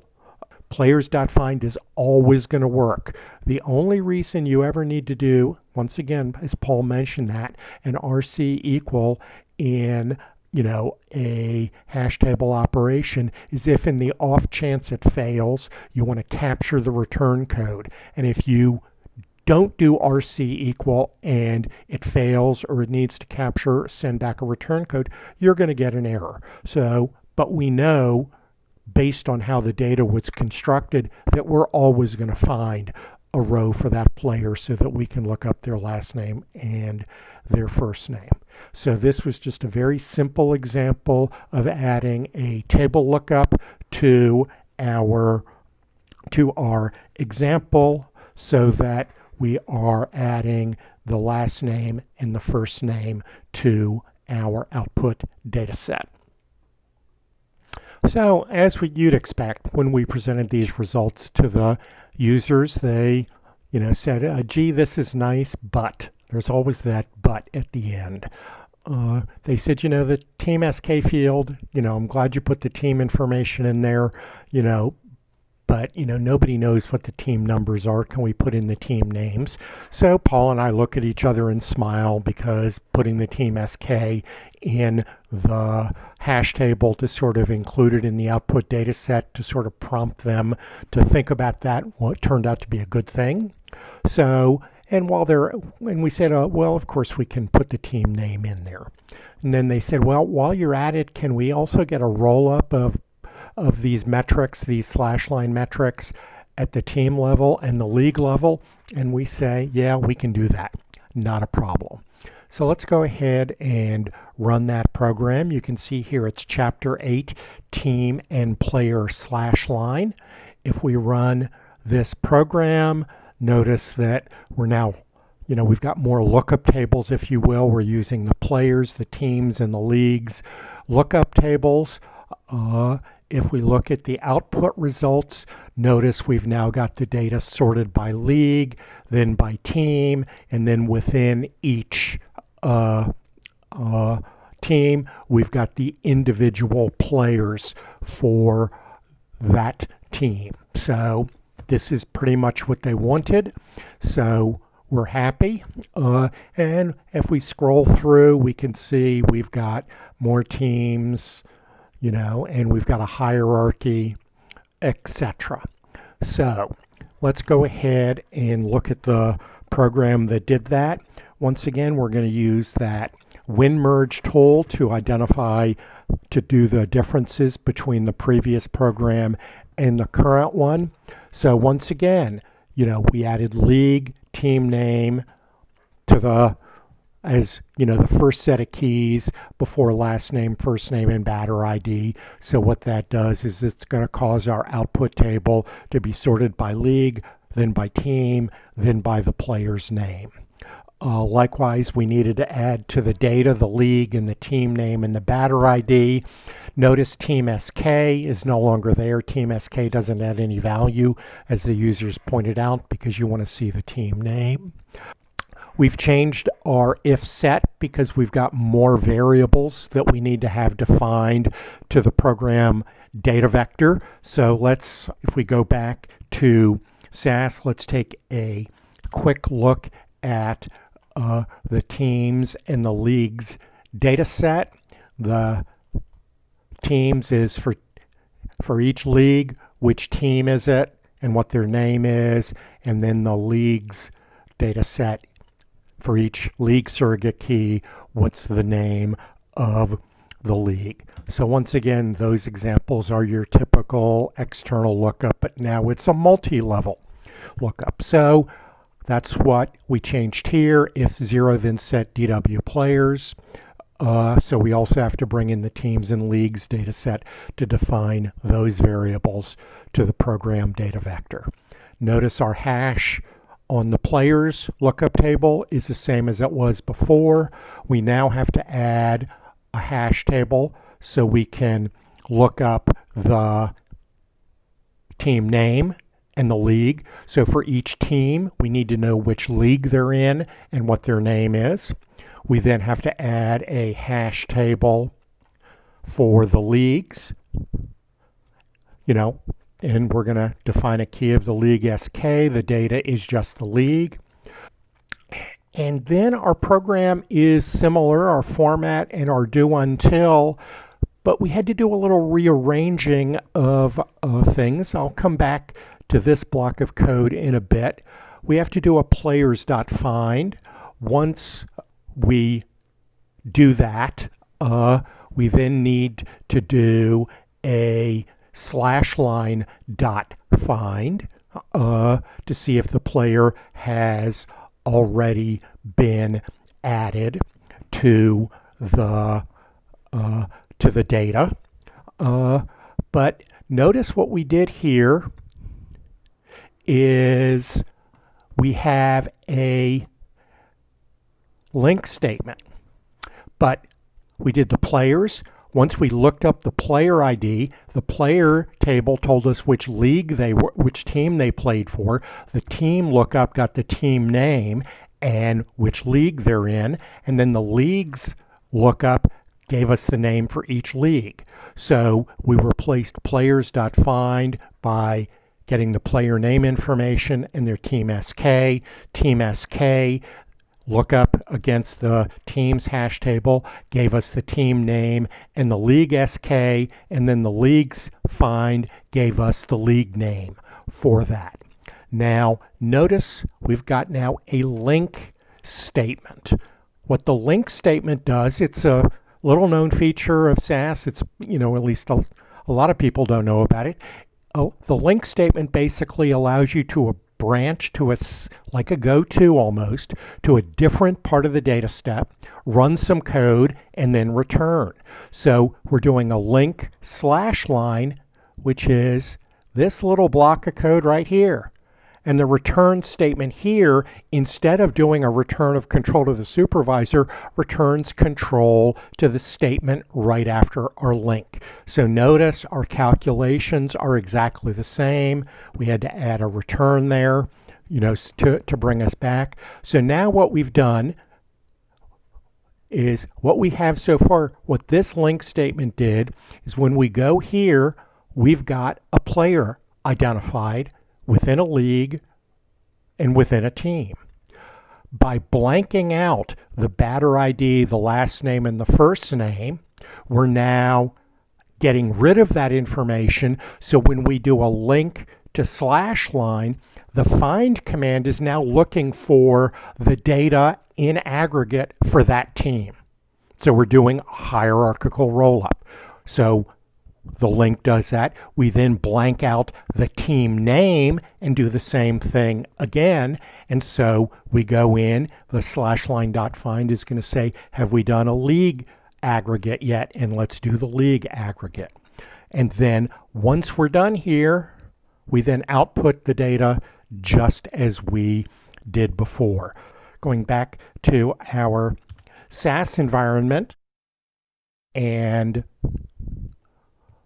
the work area, you can see that we've got the data sorted by league, by team name, and notice that a blank of team name, a blank of batter ID, etc., give us the league level average. So by blanking out our fields in aggregate, we're basically able to do a form of a hierarchical aggregate. In some senses, this is a subset, if you will, of an n-way aggregate in proc summary. So hopefully this has made sense. We're actually going to revisit this whole approach of data aggregation at multiple levels in a couple of different ways in later examples. So this was just a simple introduction to that first example. Well, the next issue we're going to address is, it's a fairly common attribute metric that quite often people want to do what's called a count distinct. Exists in lots of industries. How many patients do I have? How many products do I have? In Bizarro Ball, it's how many games has a player played in. So, there are a number of ways to do a count distinct in SAS. Unfortunately, it's not one of the metrics that you can do in proc means or proc summary. Proc SQL does have the ability to do a count distinct, and but count distinct is typically a challenge in SAS programs. So let's go ahead and look at this program, chapter 8 /line with unique count.sas. Let me go ahead and just run it. You can see that it ran pretty much the same amount of time as the previous one, using the same data. If we look at our batter /line data set, notice that we've now got a games metric, which counts how many games there are, the distinct number of games. Remember, we're reading the at-bats data set, which has a single row for each time a player goes to the plate in each game. So it's not a simple count of the rows. That's what the PAs is. So we can see that Terry Allen played in 97 games, Douglas Campbell in 138. We can see that, each of the teams, a self-check, has 180 games. Well, that's because there are 16 teams per league, so each of those 16 teams plays the other 15 teams 12 times, so that's 180. And then we multiply 180 by 16, and we get the 1440 at the league level. So we've now added a count distinct to our set of metrics, something that is a common metric in a lot of environments, in a lot of industries, but something that can be a challenge to calculate. So let's go ahead now and look at the code that did that. Once again, I want to use my WinMerge tool to do a comparison of our previous program that did the team and player /line with our getting the /lines with a distinct count. So there actually aren't a whole lot of changes that we had to make in our program. So for example, you can see we had to add the field games to our hash table for our output, But all of our other table lookups are the same. Our players hash object is the same. Our teams hash object is the same. Our leagues hash object is the same. What we've added is another hash object called U. And the keys for that hash object are league, team name, batter ID, and game SK. We don't need to define any data for that for this hash table. We don't want to return anything. All we want to do is keep track of which league, team, batter, game combinations have we seen. Now, as Paul said before, what's going on here is league, team name, batter ID, and game SK are also in the data portion. Since I didn't do a define data for this, so perhaps I should have done a define data with a single character field or a numeric field to save space, to save memory, but memory wasn't an issue here, so I didn't worry about it. So once again, what the U hash table does is it's going to allow us to keep track of, we'll see that in a bit, what league, team, batter ID, and game SK combinations have we seen. So once again, we need to update our call missing to add the number of games. Likewise, we do that before each link to get data. And the games is calculated quite simply. U.add, the U function, we're going to say the add method. So we're going to say add the current league, team, player to the hash table. And if it worked, that means it's a new combination that we hadn't seen before. And if it worked, the return code is going to be a 0. So U.add equals 0 is going to be equal to 1 or true whenever we're adding a new game. And it's going to be not true or false when we've seen this game already for either this player, this league, or this team. So that's all we had to do to add the distinct count to our hash object. So if we go back to our output, you can see that we've got games. And so to reinforce what we just did with our link statement, rows like this were added when we were at the player level before we'd blanked out the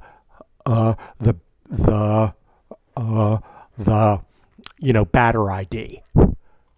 Rows like this were updated after we'd blanked out the batter ID, the last name and the first name, but before blanking out the team name.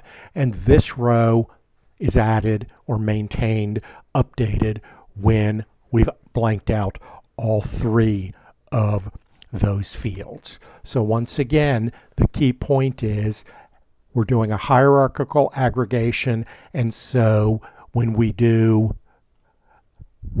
this link at the player level, we're saying, have we seen this game for this player? When we're doing this link to go down and calculate the metrics, once again, let me highlight the U, we're checking, have we seen this team? Because we've blanked out the batter ID, last name, and first name. And at this level, it's, have we seen this league before? So just a very simple example of doing a distinct count. And it all works because we can have an in-memory table of what games have we seen before for a given set of keys. Okay, our next issue, our next challenge is defining multiple different levels of aggregation. We earlier saw a hierarchical example where we could roll up player level data to team and then team to league. Well, there are lots of scenarios where you've got non-hierarchical aggregation, or you've got rows that could go into multiple different hierarchical tables. That is actually quite common in Bizarro Ball / Baseball. Baseball is basically crazy for what they call splits. So they want to see the attributes for each player, for example. So if we go look at the output, since I've already run this program, by player, we're going to get the metrics for each player, for each team. So we're going to get team level metrics. For each month, we're going to get the metrics for each month of the year. Who knows, maybe, things are different in the hot summer months than they are in the spring and the fall. By day of the week is another example, as is getting it by player and month. So there's lots of different combinations, lots of different ways that we're going to want to do this. And once again, the idea is we need to do multiple levels of aggregation. This example is actually the first of two ways to do that. This is going to be a very brute force approach. Lots of code involved here. We're going to do this better in the next example via parameterizing it. But once again, we want to build up to that and start pretty simply. So, we're going to define what we call our lookup hash tables here, and later on we're going to define our result hash object tables, the tables that are going to contain our results. So for the lookup, we need, from the game's data, we need to know what the date is, what the month is, and the day of the week, so that we could do the month and the day of the week aggregates. At the team level, we need to get the team name, so that we're using the team name instead of the SK. For the players, it's similar to what we saw before, but notice now we've added start date and end date to the table. Notice also that I got rid of the duplicate that we had before, where we basically said we're not going to worry about players changing teams, etc. Well, in this example, we are. So instead of keeping track of letting data be overwritten, we're basically going to say we need to use the multi-data attribute, which says you can have more than one row in our hash table for a given key. And if we look at our players' data, you will see how that works. Our players' data, notice we have a start date and an end date, and notice observations 4 and 5, Harry Reid. Harry Reid played for team 171 from March 31 through July 25, and then he played for a different team, 228, for purposes of what we're looking at now. We don't really care about the name, from 726, and we're using 9999 to say that he's still there. It's a high value, basically. So what this table represents is typically referred to as a slowly changing dimension table, where you can keep track of changes over time. And in fact, in the book, the code that creates the DW data from the Bizarro data, there's an example of creating the star schema and creating a slowly changing dimension table to manage this. And time permitting, we'll try to briefly cover that at the end of the tutorial. So let's go ahead now and look at our the hash tables that we are creating for our results. So the by player hash table, notice what the keys are. It's just the player information, and that's what we put in the data. When we do it by team, notice that the player information isn't there, but instead we put in the team level information, but the rest of the metrics, PAs through OPS, are basically the same, and they're same in all the tables. By month, we just define the keys differently for this hash table. By day of the week, we just define the keys differently. For player month, we use both the player information and month information. So the idea is we create a hash table for each data aggregate level that we want. The data portion is exactly the same in terms of the metrics. The only difference is the keys. The data component is a little different in terms of the descriptive variables, but it's not different in terms of the metrics. We define our variables to the PDV just as before. Now, there is one other thing that I glossed over.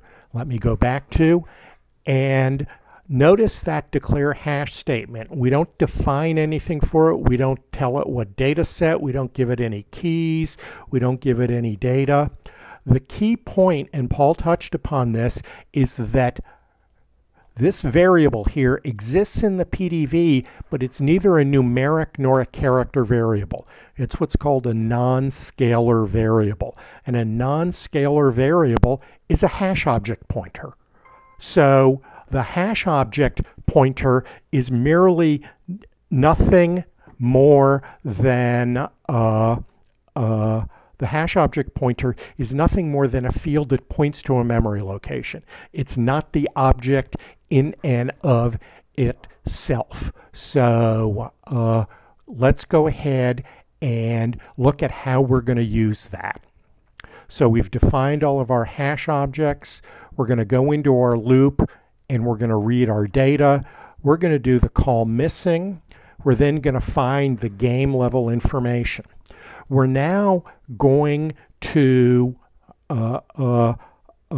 use an RC code to do the player lookup. We're going to need the RC code so that we can go into the loop. And basically what we're doing here is we're going through a loop to basically saying, since a player can have multiple rows, we need to find the row for the right date. And since the game's data, the games.find loaded the date for the game that we're talking about, that will make sure to load the correct player data so that we can get the right team to associate with this particular row of data. This is, once again, a standard technique to deal with what's called slowly changing dimension tables of type 2, where our attributes can change over time. And we're then going to say, if by chance we know that this really can't happen or shouldn't happen, if we never found a player in the appropriate date range, we need to blank out the value. And so we're now going to do a teams.find. So the teams.find is giving us the name of the team name. So if we scroll back up, we did the lookup of the players' data, we did the lookup of the game's data, we did the lookup of the team's data. And we're now going to go through a series of link routines. Our slash line calculation is pretty much as it was before. We're blanking out the metrics so that they don't carry forward. And we're basically saying H pointer is now a copy of the by player hash object pointer. So H pointer now points to the by player hash table. We link to slash line and we do the calculations. We then say H pointer is now the value of the by team hash pointer. So H pointer is now pointing to the team hash table. We do the link and we do the calculations. Same with by month, by day of the week, by player month. So you can see that we had to create H pointer because we didn't want to have to update this code down here, our slash line. We wanted to be able to have a common variable that pointed to our hash table object, no matter which hash table object it was. It's a little known feature of hash objects that the variable that you use in your define statement for your hash object is merely a pointer. And so this little trick here just creates a utility variable of the right type. Note that since a hash object is neither a numeric or a character variable, we can't assign the value to either a numeric or a character variable. We need to create something that looks like a hash pointer, even though it's technically doesn't have an associated hash table with it. Once we exit the loop and have read all the data, we use the output method on each of our hash objects to create our output SAS data set. Hopefully that's clear. Once again, we're going to, in our next example, we're going to do some parameterization so we don't have to, quote, change the code when we want to add a new level of data aggregation. But once again, we wanted to introduce this using the brute force approach to clarify exactly what the code is doing. In the previous example, we created multiple splits by writing out code for each of the levels of splits, creating a separate hash table for each one. That was gave us a lot of capability.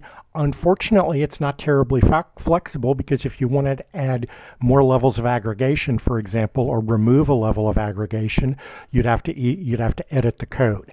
Ideally, we'd like to have a way of doing that without editing the code. So that's where parameter files come in.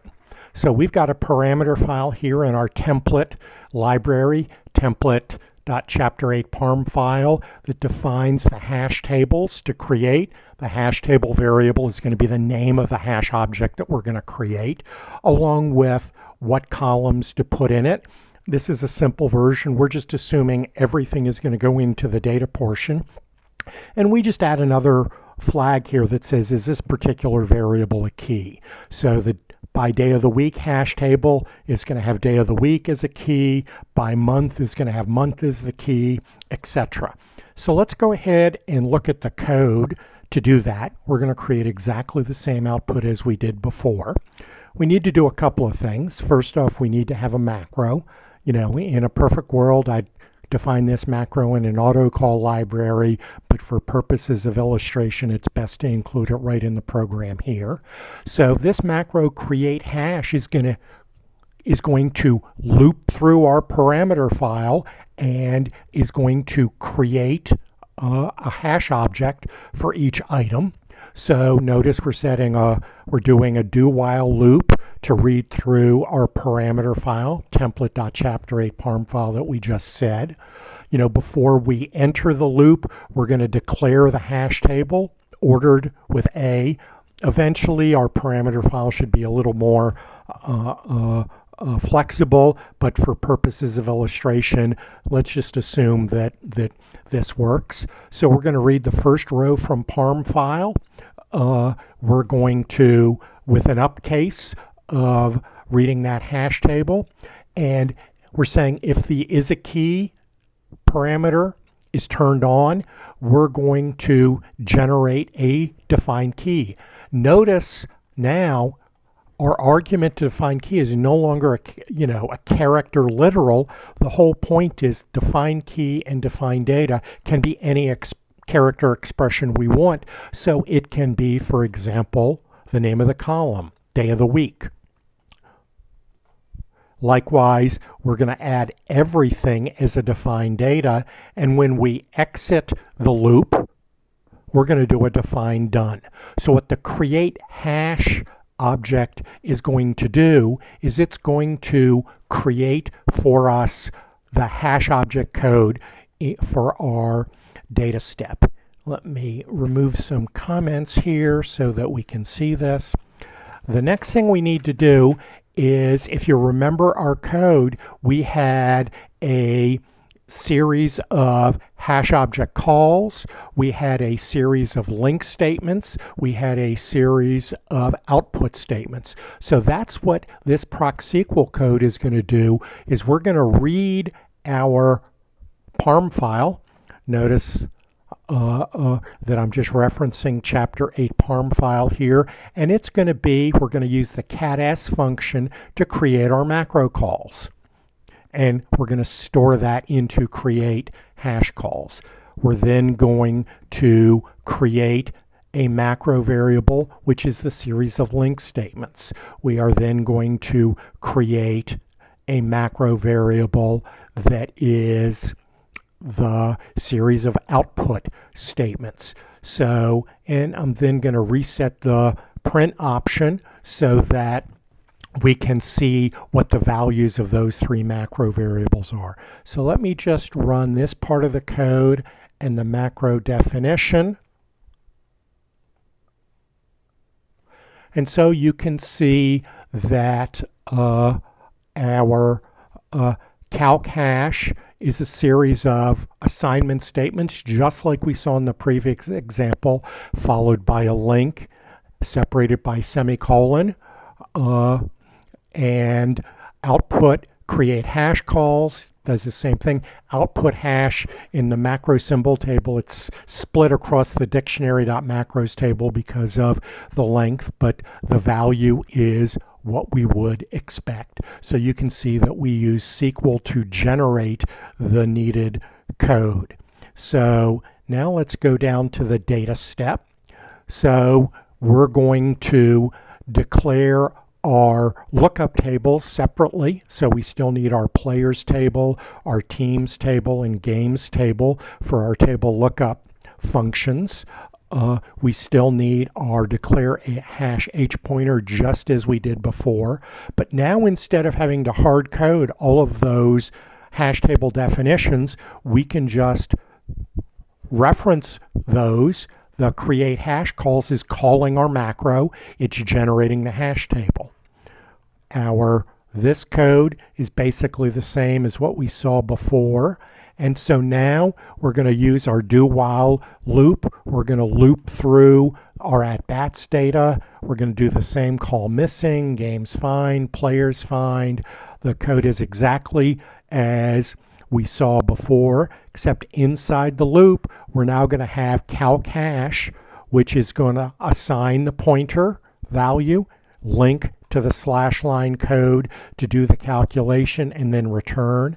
And once we're done, we're going to do output hash and then stop. So if we now run this data null step, let me highlight the code.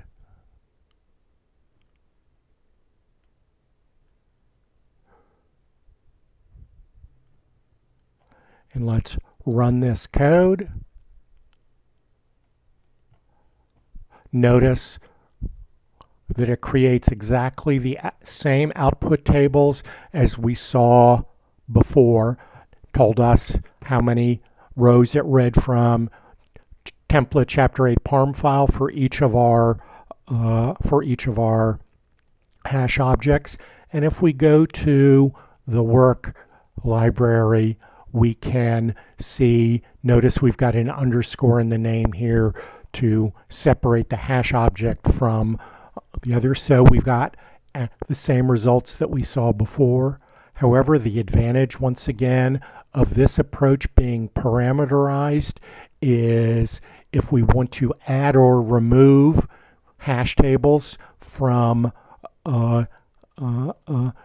this analysis, all we have to do is edit our chapter 8 parm file data set to add another, what baseball calls splits, or if we wanted to remove one, we could do that. So it gives us a lot of flexibility.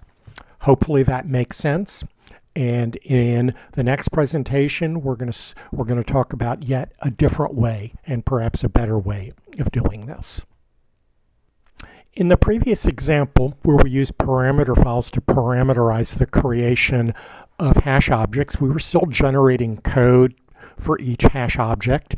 It was a bit easier than the hard-coded version, a bit more flexible. Ideally, however, we'd like to have a way of looping through objects instead of having to generate code. We'd like to get rid of the macro logic. We'd like to get rid of the SQL, steps to create the code that's necessary. In normal data step processing, if we want to loop through something and perform the same operation multiple times, we'll just create an array of those variables. So let's see if we can do the same thing with a hash object. So let's look at this sample program. Let me maximize it. So we're going to create a variable called table. We're going to define the variables to the PDV using this if zero. We don't need to execute that set statement. We're then going to create a hash object that's going to load the DW at bats data, declare hash h1, define the key, the data done. We then create a second hash object for the pitches data set, and now let's try to create an array of those two hash objects so we can loop through them. The fact that I'm doing nothing more in this step should be a giveaway that, frankly, this is not going to work. And you can see we get an error message, and the problem is array elements need to be numeric or character variables. And as we've discussed before, hash objects are, quote, non-scalar variables. Sometimes they're referred to as non-scalar, and here it says you can't create an array of objects. So we can't use arrays, but we can use a hash object itself. So let's go to the program for that. You can see this is called Chapter 9 simple hoh.sas. If we maximize it, we're now going to create a hash object that we refer to as HOH for hash of hashes. The key is going to be the variable table that we saw the previous example because we want to create two hash objects. The elements of the data portion are going to be the hash object identifier itself and the name of the table that we're going to load into it. Of note, the key for a hash object has to be, quote, a scalar variable, i.e. a numeric or a character variable available in the data step. We then declare a hash object pointer, just as we've seen before. This doesn't have anything associated with it. It just defines H to be of type non-scalar or of type object. So we then create, using the new operator, a hash object containing the at-bats data. We then add it, HOH add, to our hash of hashes object. We then do the same thing. We create a second hash object containing the DW pitches data. We then add it to our HOH table. And now we want to be able to loop through our HOH table. This is, once again, just a simple example. We're just going to write out the number of rows in each hash object. In order to do that, we use an iteration object to enumerate through all the items in the HOH hash table. That's what this do while loop does. Do while there's a next item, and if we haven't entered the loop yet, what next does is it just reads the first observation. So first time through the loop, H is going to be this hash object. We're going to get the number of rows and write it out. Second time through the loop, H is going to be this object. We're going to get the number of rows and write it out. So if we run this code now, let me minimize it.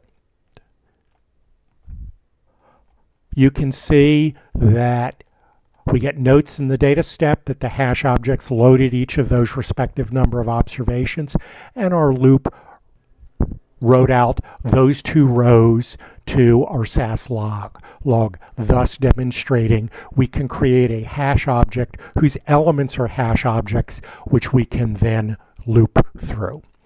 Hope this makes sense, and in the next section we're going to take advantage of this capability to optimize even further the parameterization of our data aggregation schemes. So let's now look at the next step in parameterizing this multiple levels of aggregation using the approach of a hash table whose entries are hash objects themselves. So let's go ahead and look at that. Once again, it's going to be parameter driven. I've got two parameter files. Here's one of them, chapter 9 splits, and chapter 9 lookup tables. So basically what I'm going to do here is I'm going to make hash objects for both my output tables, which is going to be the chapter 9 splits, as well as my lookup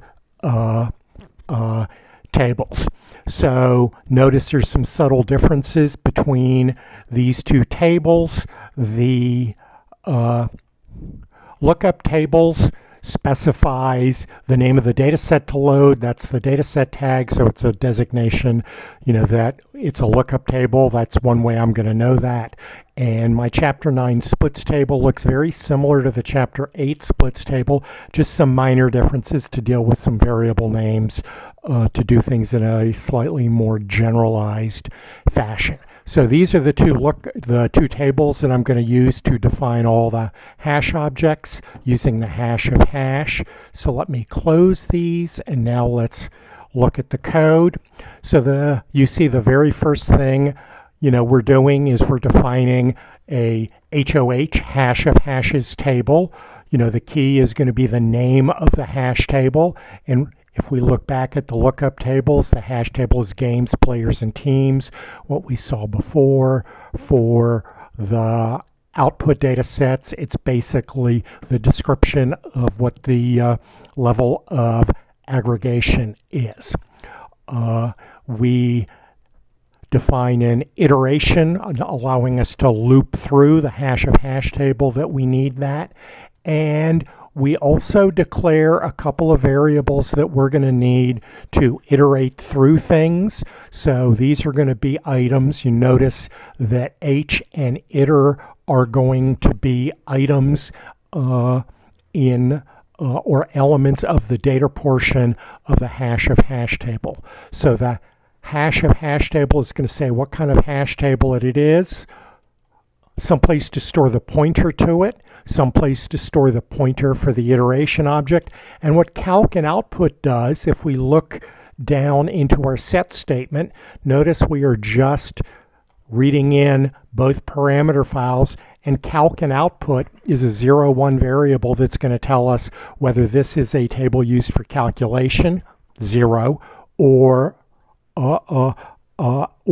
whether it is 1, or whether it is a lookup table. So calc and output is going to have the value of 0 for my lookup tables and a value of 1 for my result tables. So I'm doing once again, the do while loop to read in all of the rows from the chapter 8 lookup tables, the chapter 9 splits table by hash table. If I'm at the first row for a given hash table, I'm checking if the data set tag is not blank. If it's not blank, I need to create a new hash object and use the value of the data set tag to load the data. If it's, if there is no data set tag, then I'm just going to create the hash object as new. Notice that, and just in case I need multi-data, I use the multi-data parameter for each. So this particular block of code is basically creating the hash object value, giving it the value of H. I then say, just like before, if the current row that I've read in, if the variable column, so let me look at that in splits. If day of the week, if it's a key, I need to make it a key. Likewise, the same for the lookup tables. Then regardless, I'm going to define every column as a data. So once again, this reinforces the fact that the argument to define data and define key need not be character literals. They can be any character expression we want. And furthermore, it also illustrates that we don't have to, if we're doing a defined data and we've got 10 columns we want to define, we don't have to put them all in one defined data call.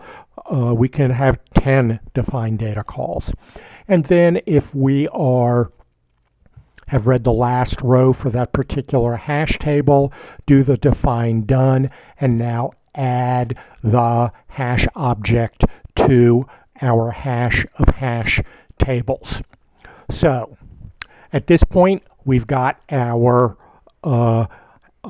output tables defined as hash objects. We've got our lookup tables defined as hash objects. But if you remember the earlier example, we need the name of the hash table objects in a variable, in a pointer, so that we can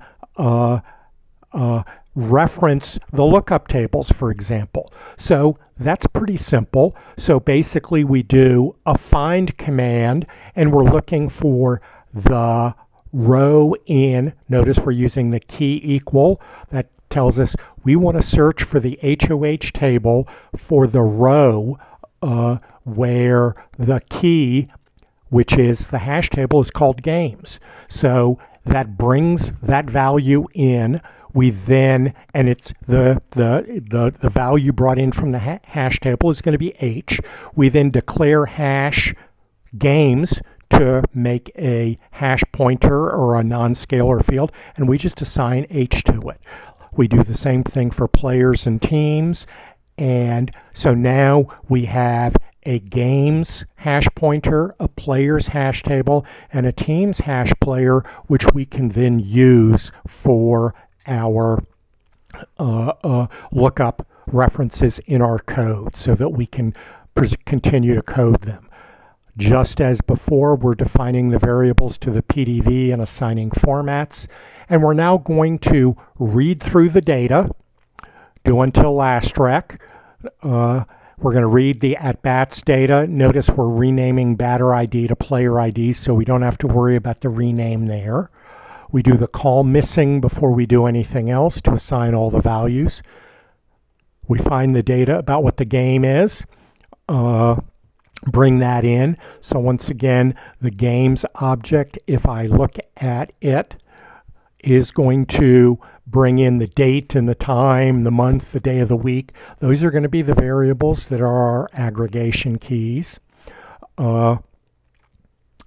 We then do the lookup against the type 2 dimension table to make sure we get the proper player name. We then get the team name, once again one of the standards, so very similar to what we've done before.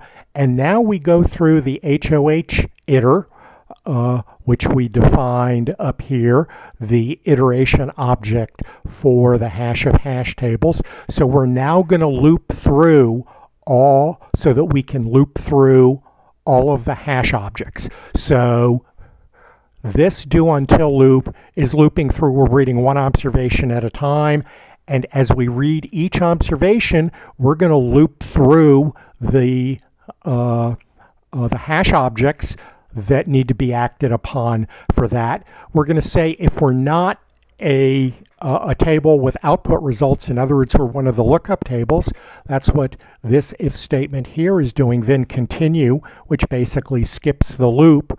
We then do the call missing. We do the find to find the information for the given hash table for that row, whether it's the player ID or the name, whatever, because we're now pointing to the right table pretty generically. We do the calculations. This is the same block of code we've seen before. We're doing the replace just as we did before, and we loop through and we read all of the data. Notice we didn't have to do any link routines. We didn't have to create the statement label /line and branch to that multiple times. It's much cleaner. We're looping through the observations. We're looping through the hash tables. Once we've read all of the data and looped through all the hash tables for each row, we go through a loop to go through the hash table objects again, and we basically do the same thing. If we're a lookup table, That's what this condition is. Continue, which means leave the loop. Regardless, we're using a character expression, which is the name of the hash table. We're concatenating that with our same drop equal underscore colon trick for the utility variables we don't need, and we create our output data set. So it's doing basically the same aggregation as we saw in the previous multi-way aggregation example, except the code's a bit more straightforward because we don't need any macro logic, we don't need any proc-SQL to create the macro calls and the link routines and the output routines. It can all be handled by simple looping. So let's go ahead and run this. You can see it ran pretty quickly. It created the same set of output tables as we saw before. So let's go to the work library and look at them. So there's our by day of the week. Looks very similar to what we saw before. Notice we don't have the ascending or descending here, so the order isn't there. That's an additional feature we could have added to the parameter tables, but decided in the interest of simplicity to not worry about it. While the orders are different, the results are basically the same. So I hope this made sense in terms of, the hash of hash. Well, we have one more example to present, thanks to having a little time before we hit the maximum time limit for this presentation. You may not have noticed in the previous example that the number of games was not included in the output. That is the unique count. It turns out that's a little bit of extra work, and we wanted to not confuse or complicate the presentation of hash by combining that with also the little bit of extra work to deal with unique games. But we would like to present that. So I'm going to use my WinMerge tool again to compare. So the program on the right, Chapter 9, HOH multiple splits, is the program we just looked at. The one on the left is basically the enhanced version of the program that's giving us the unique counts. So you can see there's a few changes here, but let me scroll down and you can see that basically the loop where I'm doing the processing is not that different. So let's go back up and review this. If you recall, the way we dealt with getting a unique count is we created just another hash object, which was the set of keys that we've already seen. So that's what we're basically doing here. We add this U hash object, a generic variable for that, a generic hash object pointer, which is going to be the set of distinct keys for each hash table, and we declare it to be a hash object. So that's the two things we need to do. The next block of code that you see is based on the dataset tag. We have to do a little more work. We need to create the hash object for the calculations. Notice that we didn't use the multi-data here, didn't really need to in the first program either. So if we're doing an output or creating a hash object for the calculations, we create the hash object for the actual results and the hash object for the companion table, if you will, which is just the set of unique keys. We're creating the hash object for the lookup tables the same way. While we don't really need a hash object for the unique keys for that, we should create one anyway as a bookkeeping matter. Notice that it's not used. Unfortunately, you can't assign a missing value to a hash object pointer. Otherwise, we would have done that, but that's not a capability that exists in the current code. We're then basically enhancing the if it's a key. If it's a key, then we're adding the key to the hash table as a key. So in the case of, for example, the by player ID, the player ID is a key. Well, we also have to add that as a key to our companion hash table, which is a set of unique keys. And we also need to define game SK. So since we're counting games, so the player ID game SK is going to be the set of unique keys that is going to allow us to calculate distinct games for the player level. If we're at the team level, it's going to be team and game SK. So a little extra code there.